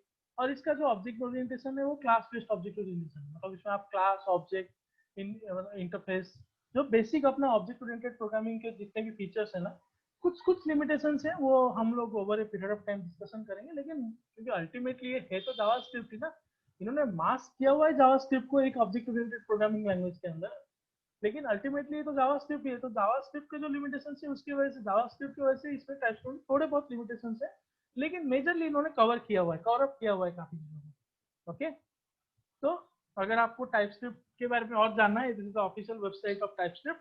इसमें ये जो प्लेग्राउंड करके दिया हुआ है ना मैंने, ये प्लेग्राउंड में जाके अगर देखोगे आप टाइपस्क्रिप्ट का कोड लेफ्ट साइड में लिखो, इक्विवेलेंट जावास्क्रिप्ट उसका क्या है वो राइट साइड में दिखाएगा। यानी कि अगर आपने टाइपस्क्रिप्ट में एक क्लास लिखा तो उसका जो इक्विवेलेंट फंक्शन है, क्योंकि जावास्क्रिप्ट में तो क्लास नहीं है ना, जावास्क्रिप्ट में फंक्शन है, तो इक्विवेलेंट जो उसका फंक्शन है वो उसमें कन्वर्ट करके दिखा देगा। ओके, ये प्लेग्राउंड में अगर जाके आप देखोगे। नेक्स्ट क्वेश्चन क्या है, हम लोग को एडिटर डिसाइड करना है, कौन सा एडिटर हम लोग यूज करने वाले हैं टाइपस्क्रिप्ट मतलब एंगुलर एप्लीकेशन को। Ultimately angular application means what, TypeScript and HTML syntax, क्योंकि जावास्क्रिप्ट सिंटैक्स तो हम डायरेक्टली लिखने नहीं वाले हैं, या भी अगर टाइपस्क्रिप्ट लिख पा रहे हैं तो जावास्क्रिप्ट भी लिख पाएंगे, राइट, क्योंकि जावास्क्रिप्ट तो प्लेन है, कुछ उसमें अलग ये नहीं है। लेकिन जो आईडीई सपोर्ट है, जो एडिटर का सपोर्ट है, वो जरूरी है टाइपस्क्रिप्ट के लिए, क्योंकि ये नया लैंग्वेज है, उसमें ऑब्जेक्ट ओरिएंटेड कांसेप्ट्स हैं एंड ऑल दैट। तो ये जो एडिटर्स का नाम मैंने मेंशन किया हुआ है, ये सारे एडिटर्स में से हम लोग डिसाइड कर सकते हैं कौन सा एडिटर यूज करना है। हमारे पास विजुअल स्टूडियो है, वो भी टाइपस्क्रिप्ट को सपोर्ट करता है, विजुअल स्टूडियो कोड है वो भी सपोर्ट करता है, वेबस्टॉर्म है, एटम है, एक्लिप्स है, और भी बहुत सारे जो ये क्या बोलते हैं अपने टाइप एडिटर्स हैं जो कि टाइपस्क्रिप्ट को सपोर्ट करते हैं। इस कोर्स के लिए हमने क्या किया हुआ है, सिलेक्ट किया हुआ है विजुअल स्टूडियो कोड यूज करने के लिए। विजुअल स्टूडियो कोड जो है वो एक ओपन सोर्स एडिटर है माइक्रोसॉफ्ट का, जो कि क्रॉस प्लेटफॉर्म है। पहले जो विजुअल स्टूडियो था अपना वो क्रॉस प्लेटफॉर्म नहीं था, वो सिर्फ विंडोज में ही इंस्टॉल हो सकता था, लेकिन विजुअल स्टूडियो कोड जो है वो लाइट वेट है, एक 60 MB का कुछ तो फाइल है, और ये बहुत लाइट वेट है और क्रॉस प्लेटफॉर्म है, इसको अलग अलग प्लेटफॉर्म्स में भी हम लोग इंस्टॉल कर सकते हैं this editor. Okay, the next step is, हमने यही डिस्कशन किया था स्टार्टिंग में कि हमको लैंग्वेज सिलेक्ट करना है, एडिटर सिलेक्ट करना है, और एंगुलर एप्लीकेशन को सेटअप करना है पहले। ओके, तो एंगुलर एप्लीकेशन को सेटअप करने से पहले हम लोग उसके स्टेप्स को देखते हैं क्या करना है। उससे पहले सेटअप एंगुलर एप्लीकेशन सेटअप करने से पहले मुझे npm इंस्टॉल करना है। npm क्या है? npm is node package manager. Okay, जब भी हम कोई भी जब भी जैसे मान लो कोई भी वेब एप्लीकेशन बनाते हैं या वेबसाइट बनाते हैं, उसमें बहुत सारे थर्ड पार्टी, धीरे धीरे आज के टाइम पे बहुत सारे थर्ड पार्टी लाइब्रेरीज और ये सब की जरूरत पड़ती है। जैसे फॉर एग्जांपल जेक्वेरी की मुझे जरूरत पड़ती है, मतलब अगर मैं एंगुलर का एप्लीकेशन नहीं बना रहा हूँ तो कोई भी अलग वेबसाइट बना रहा हूँ, तो उसमें मुझे जेक्वेरी की हेल्प लगती है बहुत सारी जगह पे। तो जेक्वेरी मुझे इंस्टॉल करना रहता है। तो जो इंस्टॉल करने का प्रोसेस है उसमें मैं क्या करता था, पहले क्या करता था कि मैं जाके जेक्वेरी की वेबसाइट से डाउनलोड करता था उसके जेएस फाइल को, अपने अपने जो वेबसाइट के फोल्डर में लाके ऐड करता था। लेकिन इसमें प्रॉब्लम क्या था कि कल को अगर जेक्वेरी का नया वर्जन आया और मुझे उसको अपग्रेड करना है, तो मैं वापस जेक्वेरी के साइट में आता था, डाउनलोड करता था, फिर यहाँ पे लाके पुराने को रिमूव करता था, उसके रेफरेंसेस को चेंज करता था और नया वाला फाइल को इंस्टॉल करता था, यानी कि कॉपी करके लेके आता था। तो ये जो प्रोसेस है, ये क्योंकि एक एग्जांपल दिया मैंने, ऐसे बहुत सारे चीज और बहुत सारी लाइब्रेरीज और बहुत सारे थर्ड पार्टी जो टूल्स है वो उसकी जरूरत पड़ती है एक वेब एप्लीकेशन बनाने के लिए आज के डेट में। तो ये सारे जो you know third party tools हैं इनको यूज करने के लिए इनको मैनेज करना बहुत ही डिफिकल्ट होने लगा था। इसी वजह से जो पैकेज मैनेजर का कंसेप्ट शुरू हुआ, जिसमें कि क्या होता है कि हम बहुत easily by writing some command line और सिंपल कमांड और जीयूआई से हम लोग कोई भी पैकेज को ऐड, रिमूव या डिलीट कर सकते हैं, राइट, ऐड, रिमूव या अपडेट कर सकते हैं। ओके, तो जो कि पहले हम लोग के लिए एक टीडियस काम था, ये बहुत ही इजीली मैनेज हो गया इस पैकेज मैनेजर्स की जगह वजह से। तो जो npm है वो नोड पैकेज मैनेजर उसका फुल फॉर्म है। ओके, तो it is a command line utility which helps us to install libraries, packages and applications, और उनको मैनेज भी करने के लिए हेल्प करता है। तो जो नोड जेएस है वो क्या है, सर्वर साइड जावास्क्रिप्ट है। ओके, जो अभी तक हमने कंसेप्ट देखा था कि जावास्क्रिप्ट जो है वो क्लाइंट साइड में चलता है, लेकिन नोड जेएस ने क्या किया, जो जावास्क्रिप्ट इंजन है, जो क्रोम का जावास्क्रिप्ट इंजन है V8 करके, उसको यूज करके उन्होंने सर्वर साइड में जावास्क्रिप्ट को यूज कराया एक्चुअली। मतलब जैसे आप डॉटनेट का कोड सर्वर में होस्ट करते हैं, वैसे आपका जावास्क्रिप्ट का कोड भी सर्वर में होस्ट करेगा वो, और जावास्क्रिप्ट का कोड भी डेटाबेस को सर्वर साइड, सर्वर में ही डेटाबेस को कनेक्ट करेगा, डेटाबेस से डेटा लेके आएगा एंड ऑल दैट। तो ये नोड.जेएस जो है वो सर्वर साइड जावास्क्रिप्ट है। जिससे हम लोग वेब एप्लीकेशंस बना सकते हैं। उसका भी खुद का फ्रेमवर्क है, जैसे माइक्रोसॉफ्ट में .NET में ASP.NET है, वैसे उसमें एक्सप्रेस.js करके एक वेब फ्रेमवर्क है जिसके थ्रू हम लोग वेब एप्लीकेशंस भी बना सकते हैं। ओके, तो Node.js जो है वो तीन चीजें प्रोवाइड करता है। एक तो Node.js जो वेब फ्रेमवर्क है, ठीक है, Node.js जो सर्वर साइड जावास्क्रिप्ट फ्रेमवर्क है, ठीक है। दूसरा क्या है कि नोड रन टाइम प्रोवाइड करता है, जैसे हमारा IIS है वैसे नोड रन टाइम के थ्रू हम लोग अपने एप्लीकेशंस को रन करा सकते हैं। थर्ड चीज क्या है, नोड पैकेज मैनेजर है, जो कि पैकेजेस लाइब्रेरीज को और एप्लीकेशंस को इंस्टॉल या मैनेज करने में हेल्प करता है। ओके, तो हम लोग डायरेक्टली Node.js यूज करने नहीं वाले हैं, हम लोग क्या यूज करने वाले हैं, npm यूज करने वाले हैं, जो कि नोड पैकेज मैनेजर है, जो कि कमांड लाइन यूटिलिटी है जो हमारे एप्लीकेशन के अंदर हेल्प करेगा हमको सेटअप करने के लिए। तो मैं वापस आ जाता हूँ। तो पहले हम लोग क्या करेंगे, npm इंस्टॉल करेंगे। मेरे सिस्टम में मैंने ऑलरेडी npm इंस्टॉल कर दिया है। ओके, Node.js में जाके साइट में जाके आप यहाँ से जाके इसे डाउनलोड करके इंस्टॉल करा सकते हैं। उसके बाद क्या करना है, नेक्स्ट स्टेप में मुझे क्या करना है, मेरे एंगुलर एप्लीकेशन को सेटअप करना है। मतलब मुझे अगर ऑब्वियसली एंगुलर सीखना है तो उसके लिए एंगुलर एप्लीकेशन सेटअप करना है। तो ये सारे स्टेप्स फॉलो करने हैं अगर मुझे एंगुलर एप्लीकेशन सेटअप करना है तो उसके लिए मुझे एक एप्लीकेशन फोल्डर क्रिएट करना पड़ेगा। उसमें जो पैकेज फाइल्स हैं उनके डेफिनेशन और कॉन्फ़िगरेशन फाइल्स ऐड करने पड़ेंगे। जो पैकेजेस है वो इंस्टॉल करने पड़ेंगे। मेरे एंगुलर एप्लीकेशन का जो मॉड्यूल है वो क्रिएट करना पड़ेगा। फिर मुझे अपना main.ts फाइल जो एंट्री पॉइंट है एप्लीकेशन का वो क्रिएट करना पड़ेगा। फिर जो होस्ट वेब पेज है, जो रूट वेब पेज है वो क्रिएट करना पड़ेगा। ओके, तो ये सब होने के बाद मेरा एंगुलर एप्लीकेशन रेडी हो जाएगा। आई एम श्योर मैंने जितना इजीली ये जो चीज़ें पढ़ दिया ये इतना इजीली नहीं होने वाला है, क्योंकि इसमें बहुत सारे स्टेप्स मेंशन है जो कि बहुत टाइम कंज्यूमिंग है और ये इतना इजी नहीं है सेटअप करना पूरा। तो इसलिए हम लोग क्या कर सकते हैं, ये सारा स्टेप इधर हम लोग अगर उतने ये आइडिया है हमको तो हम लोग उसको मैनुअली परफॉर्म कर सकते हैं ये सारा स्टेप, या फिर हम लोग क्या कर सकते हैं, एंगुलर CLI का हेल्प कर ले सकते हैं। एंगुलर CLI क्या है, it is a command line interface for angular. Okay, angular command line interface, तो CLI का फुल फॉर्म क्या है, command line interface. Okay, command line interface. तो ये एंगुलर CLI हम लोग यूज करके भी अपना एप्लीकेशन इजीली एक कमांड रन करके भी हम कर सकते हैं। ओके, तो अगर आप देखो कि यहाँ पे कुछ तो ये कमांड प्रॉम्प्ट में 4 स्टेप्स दिया हुआ है, ये 4 स्टेप्स में आपका एंगुलर एप्लीकेशन रेडी होके, अगर आप ब्रांड न्यू सीख रहे हैं, एंगुलर सीखना चालू किए हैं, तो आप ये 4 स्टेप फॉलो 4 कमांड से ही आपका angular application up and running हो जाएगा। पहला क्या करना है, पहला स्टेप क्या करना है, एंगुलर CLI को उसका जो npm पैकेज है वो इंस्टॉल करना है। ओके, उसके लिए npm, ये जो npm कीवर्ड है ये क्या है, नोड पैकेज मैनेजर से कोई भी पैकेज को डाउनलोड या इंस्टॉल या अपडेट या रिमूव करने के लिए npm नाम का कमांड यूज करते हैं। उसके बाद एडिशनल हमको पैरामीटर पास करना पड़ता है जो कि इंस्टॉल, यानी कि मैं एंगुलर CLI नाम का npm पैकेज इंस्टॉल करने के लिए इस कमांड प्रॉम्प्ट में पहले लाइन में मैं नोटिफाई कर रहा हूँ या इन्फॉर्म कर रहा हूँ। लेकिन उसमें एक एडिशनल यहाँ पे अगर देखोगे -g करके, यानी कि इसका मतलब क्या है, ग्लोबली, यानी कि मैं ये जो npm इंस्टॉल है कहाँ पे कर रहा हूँ, मेरे इस कंप्यूटर के अंदर कर रहा हूँ, राइट, मेरे कंप्यूटर के अंदर मैं एंगुलर CLI इंस्टॉल करने की कोशिश कर रहा हूँ। यानी कि मेरे इस कंप्यूटर में मैं एक ही थोड़ी एंगुलर एप्लीकेशन बनाने वाला हूँ, मैं मल्टीपल भी क्रिएट कर सकता हूँ, जैसे कि मैं खुद करता हूँ, मैं अलग अलग ग्रुप पे पढ़ाता हूँ तो उनको अलग अलग एंगुलर एप्लीकेशन उनके लिए क्रिएट करता हूँ मैं, राइट। तो जो एंगुलर CLI है उसको ग्लोबल स्कोप में इंस्टॉल करने के लिए, यानी कि मल्टीपल मैं क्रिएट कर सकता हूँ एंगुलर एप्लीकेशन इसी कंप्यूटर में। तो इसी कंप्यूटर के अंदर ग्लोबल स्कोप में मुझे एंगुलर CLI इंस्टॉल कर दूंगा तो कितने भी एप्लीकेशन में एंगुलर CLI यूज करके इस सिस्टम में मैं बना सकता हूँ। तो फर्स्ट कमांड क्या है, npm इंस्टॉल -g। ये जो -g है ये इंपॉर्टेंट है, इसका मतलब क्या है कि मैं ग्लोबल स्कोप में एंगुलर CLI को इंस्टॉल करने के लिए बोल रहा हूँ। ओके, ये हो गया फर्स्ट स्टेप, क्योंकि मैंने ऑलरेडी एंगुलर CLI को ग्लोबल स्कोप में इंस्टॉल करके रखा हुआ है मेरे सिस्टम के अंदर। नेक्स्ट स्टेप जो है ये क्या है, ng new अभी जो एक बार, क्योंकि मैंने मेरा एंगुलर CLI ऑलरेडी इंस्टॉल हो गया, तो क्योंकि एंगुलर CLI भी एक कमांड लाइन इंटरफेस है, यानी कि उसके भी कमांड्स हैं, तो जो उसके कमांड्स है वो ng से स्टार्ट होता है। जैसे npm का कमांड npm से स्टार्ट होता है, सिमिलरली जो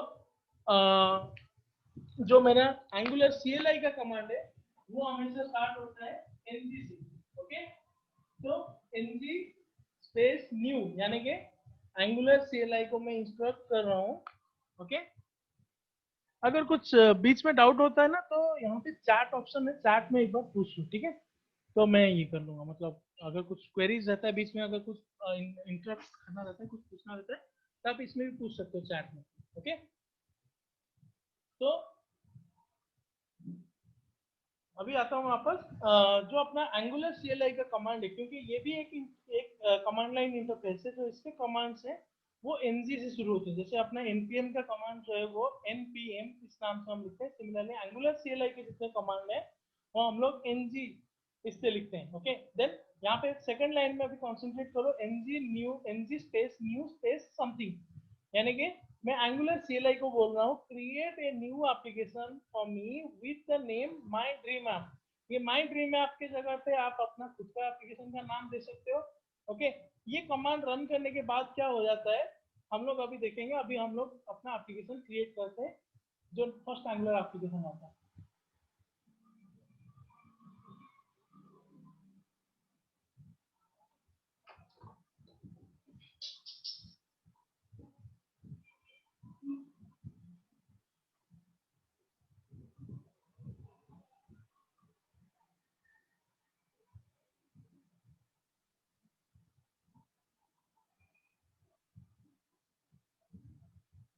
तो मैं अपने फोल्डर में जाता हूँ, स्टडी जोन के अंदर। ओके, एक और चीज यहाँ पे देखो, यहाँ पे आप ये मैं एक्चुअली क्या करना चाहता हूँ, मैं इस फोल्डर के अंदर अपना कोड रखना चाहता हूँ। ये जरूरी नहीं है कि यहाँ पे ऐसे ही रखना है करके, आप कहीं पे भी रख सकते हो अपने कंप्यूटर के अंदर। जहाँ पे भी आपको रखना है, आप उस फोल्डर के अंदर कमांड प्रॉम्प्ट को ओपन करना है आपको। कमांड प्रॉम्प्ट ओपन करके ये जो कमांड है ये रन करने हैं। तो मैं जो स्टैंडर्ड जो विंडोज का कमांड प्रॉम्प्ट है उसके जगह पे मैं गिट का कमांड प्रॉम्प्ट यूज करना प्रेफर करता हूँ। तो मैं गिट बैश करके एक टूल यूज करता हूँ, जो कि एक उससे फायदा क्या होता है कि मुझे अलग से चेंज डायरेक्टरी ये सब कमांड लिखने की जरूरत नहीं है। तो अगर देखो मैंने डायरेक्टली राइट क्लिक किया है यहाँ पे, ओपन गिट बैश करके कर दिया, तो अगर देखोगे तो यहाँ पे कमांड प्रॉम्प्ट ऑलरेडी मेरे C drive data folder study zone के अंदर पॉइंट करके आ गया है। तो अभी मैं अपना क्योंकि जैसे जैसे मैंने बोला था, मैंने ऑलरेडी एंगुलर CLI को ग्लोबल स्कोप में इंस्टॉल कर दिया है और मुझे उसकी जरूरत नहीं है, अलग से फर्स्ट स्टेप की जरूरत नहीं है मुझे। अभी मुझे क्या करना है, सेकंड स्टेप में जाना है। NG new my dream app, या जो भी मेरा नाम देना है एप्लीकेशन का वो मैं देना चाहता हूँ। ओके, तो जब अगर मैं ये कर दूंगा NG न्यू, सपोज मैं ये बोलता हूँ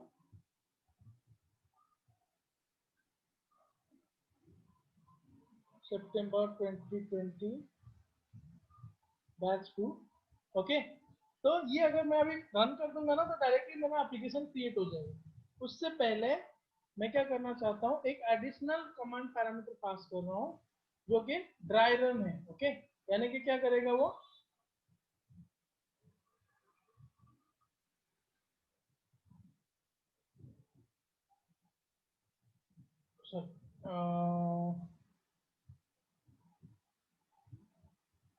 ड्राई ड्राई रन, यानी कि नाम से ही क्या समझ में आ रहा है, नाम से ही क्या समझ में आ रहा है कि ये एक्चुअल में एप्लीकेशन क्रिएट नहीं करेगा, जस्ट ड्राई रन करेगा। ओके, यानी कि वो मुझे दिखाएगा कि वो क्या क्रिएट करने वाला है, कंपाइल क्रिएट नहीं करेगा। ओके,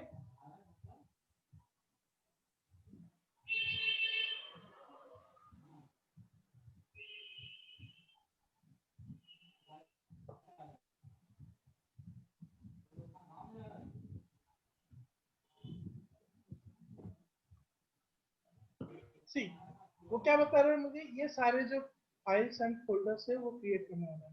क्योंकि मेरा एप्लीकेशन का नाम मैंने दिया हुआ है सितंबर 2020 बैच 2, इसलिए इस नाम से एक फोल्डर क्रिएट करेगा। उसके अंदर ये angular.json package.json readme.md और ये सारे कॉन्फ़िगरेशन फाइल्स, उसके अलावा कंपोनेंट और बाकी की चीजें मेरे लिए वो क्रिएट करके देगा। एक एक मतलब एक application with a basic like hello world type का जो एप्लीकेशन हम क्रिएट करते हैं उस तरीके का एक एप्लीकेशन वो हमारे लिए क्रिएट करके देगा। बहुत ज्यादा फैंसी नहीं रहेगा, लेकिन हाँ एटलीस्ट ये है कि डायरेक्टली हम उसमें काम चालू कर सकते हैं। उस तरीके का एक एप्लीकेशन वो हमारे लिए क्रिएट करके दे देगा। ओके, क्योंकि हमने ये ड्राई रन मोड में रन किया था, इसलिए उसने क्रिएट एक्चुअल में नहीं किया था। ओके, ये करने के, ये अभी एक्चुअल में क्रिएट करने से पहले ये जो फाइल है ये हमारे लिए इंपॉर्टेंट है, ये अभी इसके बारे में हम लोग डिस्कस करने वाले हैं। नेक्स्ट, ये जो पैकेज डॉट जेसन फाइल है, मतलब क्या कर रहा है एंगुलर सीएलआई हमारे लिए ये सारे फाइल्स क्रिएट करके दे रहा है, उसके अंदर ये पैकेज डॉट जेसन नाम का फाइल क्रिएट करके दे रहा है। अगर आपने पहले कभी एनपीएम यूज किया होगा तो उसमें एनपीएम में क्या करता है नॉर्मली, वो एक जो भी पैकेजेस इंस्टॉल करना रहता है या अपडेट करना रहता है उसका जो इन्फॉर्मेशन है वो पैकेज डॉट जेसन के अंदर स्टोर करके रखता है। यानी कि क्या हो रहा है अभी एंगुलर क्या कर रहा है हमारे लिए, ये जो फाइल्स और फोल्डर्स क्रिएट करके दे रहा है उसमें जो basic set of node packages हमको जरूरत है एक एंगुलर एप्लीकेशन को रन कराने के लिए, अपन रनिंग करने के लिए, वो पहले से ही वो एक package dot JSON file create करके उसके अंदर ऐड करके दे देगा। तो यानी कि क्या होगा कि नोड पैकेजेस पहले से अपना क्रिएट नहीं रहेंगे, नोड पैकेजेस का सिर्फ जो कॉन्फ़िगरेशन है क्या क्या पैकेजेस लगेंगे वो सिर्फ इस पैकेज डॉट जेसन में इंस्टॉल मतलब मेंशन रहेगा। जैसे ही अपना एप्लीकेशन क्रिएट हो जाएगा उसके तुरंत बाद क्या करेगा एंगुलर सीएलआई क्या करेगा, उस पैकेज डॉट जेसन फाइल को रीड करेगा, उसके अंदर जो भी पैकेजेस नोड पैकेजेस मेंशन है उन पैकेजेस को वो इंस्टॉल करने के लिए जाएगा। क्योंकि वो पैकेजेस का साइज बड़ा रहेगा तो वो पहले से ही तो डाउनलोड नहीं हो जाएगा या क्रिएट नहीं हो जाएगा। बेस्ड ऑन दिस वो रन टाइम पे डाउनलोड करेगा पैकेजेस को, एनपीएम पैकेजेस जो अपने एप्लीकेशन में बेसिक सेटअप एनपीएम एप्लीकेशन की रिक्वायरमेंट है। तो ठीक है, अभी हमने ये देख लिया, अभी ड्राई रन करके देख लिया क्या क्या क्रिएट होने वाला है वो हमने देख लिया। अभी हम एक्चुअल में क्रिएट करते हैं। तो मैं अपना ng new वाला जो कमांड है वो रन कर देता हूँ और मैं अपने फोल्डर में जाता हूँ। देखो अभी एक्चुअल में क्रिएट हो गया, दिखा रहा है कि क्या इंस्टॉलिंग पैकेजेस। तो अगर देखोगे तो मेरा एक सितंबर 2020 बैच टू मॉडिफाइड टाइम भी देखो अभी का है 10:14 का, उसके अंदर ये सारे फाइल्स अभी क्रिएट हो गए हैं। अभी थोड़ी देर में देखोगे यहाँ पे एक node modules node underscore modules नाम का फोल्डर आ जाएगा। वो क्यों आ जाएगा, क्योंकि अगर देखोगे यहाँ पे क्या बता रहा है वो इंस्टॉलिंग पैकेजेस बता रहा है। यानी कि उसने क्या किया, जैसे मैंने बताया कि पैकेज डॉट जेसन नाम का जो फाइल है वो क्या करता है, एंगुलर सीएलआई हमारे लिए क्रिएट करके रख देता है। उसके अंदर एक बेसिक सेट ऑफ पैकेजेस का लिस्ट रहता है जिनको वो समझता है कि इतने पैकेजेस तो एटलीस्ट चाहिए एक एंगुलर एप्लीकेशन को रन करने के लिए। तो ये एंगुलर जो पैकेजेस हैं ये अभी तो हमारे लोकल फोल्डर में अवेलेबल नहीं है, इसलिए वो जैसे एप्लीकेशन क्रिएट कर दिया वो क्या कर रहा है अभी पैकेजेस को इंस्टॉल करने के लिए जा रहा है। ओके, पैकेजेस को इंस्टॉल करने के लिए वो जा रहा है। So it will take some 3-4 minutes to install all the packages.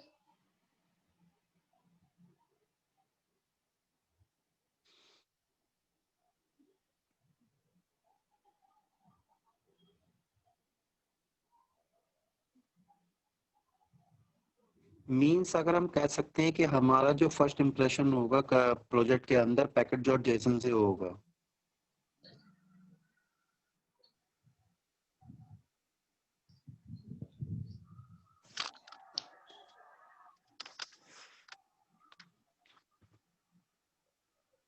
Hello,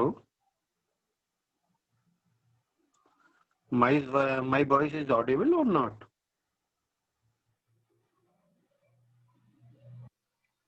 Yes, yes. Hello. Your voice is audible. Okay, that's great. देखो ऑलरेडी यहाँ पे node module node underscore module अभी भी इसका इंस्टॉलेशन का काम जारी है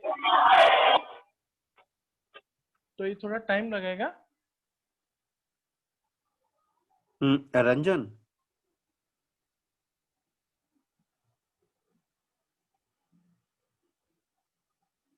आई थिंक रंजन को नहीं आ रही है आवाज मेरी।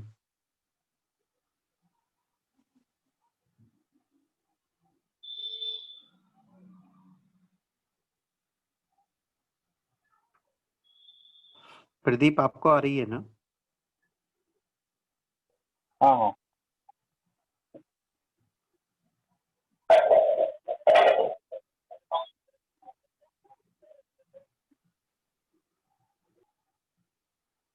अभी देखो तो स्टेजिंग के अंदर है, मतलब इसका इंस्टॉलेशन का काम जारी है इसलिए वो स्टेजिंग के अंदर रखा है। एक बार कंप्लीट हो जाएगा तो इस नोड अंडरस्कोर मॉड्यूल्स फोल्डर के अंदर डायरेक्टली सब कुछ आ जाएगा।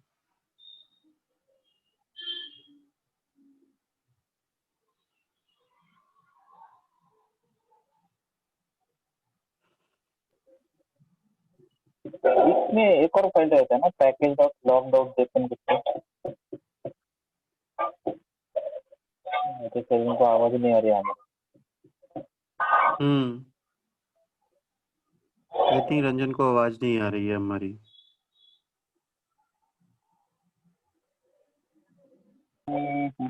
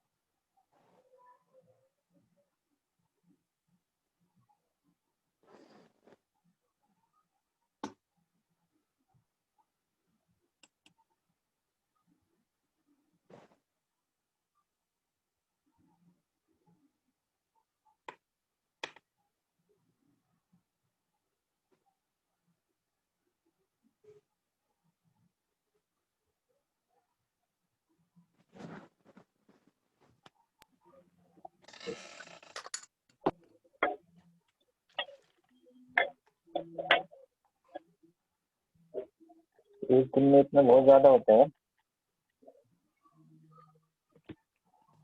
क्या कह रहे हैं प्रदीप? एक दिन में इतना सारा बहुत ओवरफ्लो हो रहा है मेरे पास। नहीं, इतना तक तो चलता है।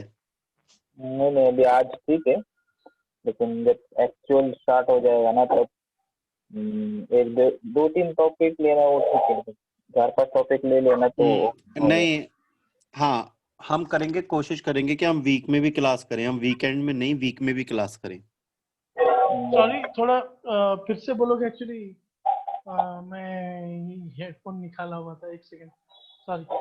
बोलो कुछ। रंजन, मैं ये पूछ रहा था, क्या नाम है, ये हमारा फर्स्ट स्टार्टिंग फेज जो होता है पैकेज डॉट जेसन ही होता है अगर हम कोई भी एप्लीकेशन बनाते हैं नहीं, ये एंगुलर देखो, की? नहीं नहीं नहीं, एक्चुअली क्या है, मैंने जो ड्राई रन करके बताया ना, उसमें और भी फाइल्स हैं, राइट? हम्म तो उसमें पैकेज डॉट जेसन एक पार्ट है। हम्म ओके, तो मैं ये हम्म बता रहा हूँ कि ये इनिशियल स्टेज में ये सारे फाइल्स क्रिएट करेगा, उसके साथ साथ क्या करेगा, इसमें जो पैकेजेस मेंशन्ड है पैकेज डॉट जेसन में, उनको वो इंस्टॉल करेगा। क्योंकि ये जो एंगुलर एप्लीकेशन हम क्रिएट कर रहे हैं सेला यूज करके, इसका काम क्या है, ये सिंपली स्ट्रेट हम्म फॉरवर्ड ये अपना एप्लीकेशन को अप एंड रनिंग बना के देगा। विथ ऑल द कॉन्फ़िग, सारे कॉन्फ़िगरेशन रहेंगे तभी जाके अपना एप्लीकेशन अप एंड रनिंग होगा ना। तो उसके लिए जो बेसिक सेट ऑफ पैकेजेस की रिक्वायरमेंट है, ओके। वो इमीडिएटली वो इंस्टॉल कर लेता है। एंगुलर एप्लीकेशन रन करने के लिए इसका डायरेक्ट कोई मदद नहीं, डायरेक्टली इसका कोई रोल नहीं है। ये सिर्फ जो हेल्पिंग अगर पैकेजेस मैं के। अगर मैं ये कहता हूँ कि मेरे को हाँ, अगर मैं ये कहता हूँ मेरी एक ऐप में एंगुलर एप्लीकेशन है, मेरा फर्स्ट स्टार्टिंग पॉइंट कौन सा होता है? वो उसमें आऊंगा, मैं उसमें आऊंगा, यहाँ पे जो एक पेज मेन। को रेंडर करने। हाँ, वो अलग चीज है, वो मेन डॉट अच्छा पीएचपी अच्छा, की फाइल है ना, उसके ऊपर हम आएंगे नेक्स्ट इसमें। ओके, ठीक है ये क्योंकि जब ठीक एप्लीकेशन है। क्रिएट हो रहा है, वो अभी अभी रन नहीं हुआ है। ये सिंपली अभी एप्लीकेशन जो एंगुलर हम्म सीएलआई यूज करके क्रिएट कर रहे हैं ना, उसमें फर्स्ट स्टेप जो है वो फाइल्स को हम्म क्रिएट करता है, फिर उसमें ये करता है। ओके, अभी क्या नाम है, प्रदीप का ये कहना था कि आज मतलब अगर इतना हैवी हैवी चलते रहेंगे तो थोड़ा सा हैवी हो रहा है, हाँ ठीक है, नहीं नहीं, ये अभी खत्म हो जाएगा, अभी लेकिन हम हैवी नहीं। ये आज के लिए नहीं, हैवी नहीं है मेरे हिसाब से। आज अगर हम अगर हम ये करेंगे कि हम वीक में भी 2 क्लासें ले सकते हैं, कर सकते हैं या अ, नहीं कर सकते, हाँ हाँ, नहीं थोड़ा नहीं, सा फास्ट हाँ, में जाने के लिए? मैं क्या बोल रहा हूँ, ठीक है। अभी देखो, मैं आपको फैक्ट बोल रहा हूँ, ठीक है। अब एक दूसरा बैच सिर्फ 4 ही दिन पहले स्टार्ट हुआ है मेरा, ठीक है, चार या 5 क्लास हुआ है उनका। तो मैं एक्चुअली टारगेट कर रहा हूँ आप लोगों का पार्लरली, जब तक उनके साथ मैच नहीं होता है तब तक पार्लरली पढ़ाऊंगा, और उसके बाद फिर ये कर देंगे हम लोग, मर्ज कर देंगे उनके साथ। तो एक बार मर्ज हो जाने के बाद हफ्ते में सिर्फ 5 दिन रखेंगे, 2 दिन प्रैक्टिस के लिए रखेंगे।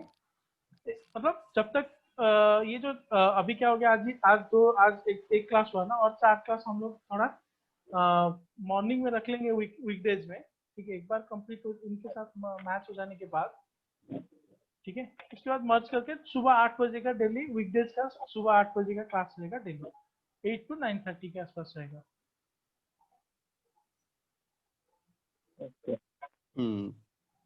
ठीक है। जो चीजें जैसे कवर होना है वैसे ही कवर करूंगा मैं, कोई आपको ऐसा फास्ट फॉरवर्ड नहीं करूंगा, ओके। तो वो जितने उनका हुआ है ना, जितना अभी तक, सिर्फ क्योंकि उनका सिर्फ 4 ही क्लास हुआ है, तो जितना उनका कवर हुआ है उतना मैं एक बार कवर करूंगा, मैच कराऊंगा, उसके बाद फिर हम लोग का और आपका। उनके बैच में भी 3 ही लोग हैं, ज्यादा लोग नहीं है, तो मैं वो मैच करा के, क्योंकि वो टाइमिंग भी परफेक्ट है, सुबह 8 बजे का टाइम है, 8 से 9:30, फिर उसके बाद आपका ऑफिस वगैरह रहेगा, आप आराम से उसमें ऑफिस का काम चालू कर सकते हो और ये सब, ठीक है।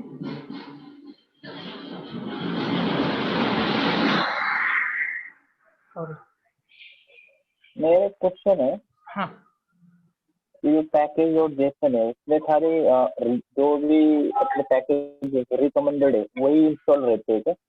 हाँ, मतलब सबसे देखो क्या है, एंगुलर CLI ने ये समझा कि ये जो पैकेजेस है इनकी जरूरत है मुझे इस एंगुलर एप्लीकेशन को रन कराने के लिए, एक स्टैंडर्ड सेट ऑफ पैकेजेस है। उसके बाद हम अपना, और अगर कुछ चाहिए तो वो हम एक्सप्लिसिटली ऐड करने वाले हैं। जैसे अभी स्टार्टिंग में ही हम लोग क्या करेंगे, अभी जब थोड़ा सा चालू करेंगे ना, तो उसमें बूटस्ट्रैप और jQuery ऐड करेंगे, क्योंकि बूटस्ट्रैप यूज करना है अपने एप्लीकेशन में अपने को, तो बूटस्ट्रैप पहले से एडेड नहीं है, राइट। तो बूटस्ट्रैप हम लोग ऐड करेंगे। अगर देखोगे अभी नोड मॉड्यूल्स सारे ऐड हो गए, नोड मॉड्यूल्स फोल्डर में देखोगे तो ऐड हो गए। तो अगर देखोगे इसमें बूटस्ट्रैप नहीं है, राइट, तो बूटस्ट्रैप जो है वो हम लोग ऐड करेंगे,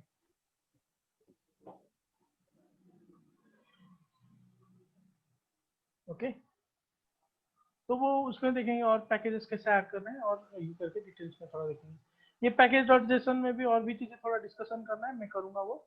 आज वैसे भी थोड़ा सा हेवी हो गया, मुझे भी लग रहा है ऐसा, क्योंकि जो पहले दिन में ही 2-2.5 घंटा थोड़ा डिफिकल्ट हो जाता है ग्रास्प करना। तो जितना आज डिस्कशन किया, कुछ चीजें, कुछ चीजें जो कि आपको नहीं पता था, जो समझ में आया, या मतलब थोड़ा ये लगा, या कुछ मतलब मेरा पूछने का मतलब ये है कि जो भी आज डिस्कशन किया, कुछ इंटरेस्टिंग लगा, कुछ समझ में आया? तो हाँ, यस यस, इंटरेस्टिंग लगा। ओके, तो ये करेंगे, ठीक है। तो फिर कल मॉर्निंग में कितना 7:30 को रखेंगे, 7:30 to 8:30। 9 भी चलेगा ना, 1.5 घंटा भी चलेगा। नहीं, 9 देखेंगे, 8:45 तक वगैरह रखेंगे, क्योंकि उनका भी करना है ना। अच्छा 8:45 को उनका रखेंगे, फिर ठीक है। तो तुम लोगों का सिर्फ ये हफ्ते के लिए ठीक है, 7, हम 7:30 या 7:45 रख। हाँ नहीं, ये सिर्फ एक हफ्ते के लिए है, सही, इतना अर्ली भी हम लोग नहीं रखेंगे नॉर्मली, क्योंकि डिफिकल्ट हो जाएगा। सिर्फ एक हफ्ते के लिए हम लोग 7:30 to 8:45 रख लेते हैं। उसके बाद फिर 8 o'clock मॉर्निंग का टाइम रहेगा, वो सबसे सुइटेबल टाइम रहेगा, 8 to 9:30।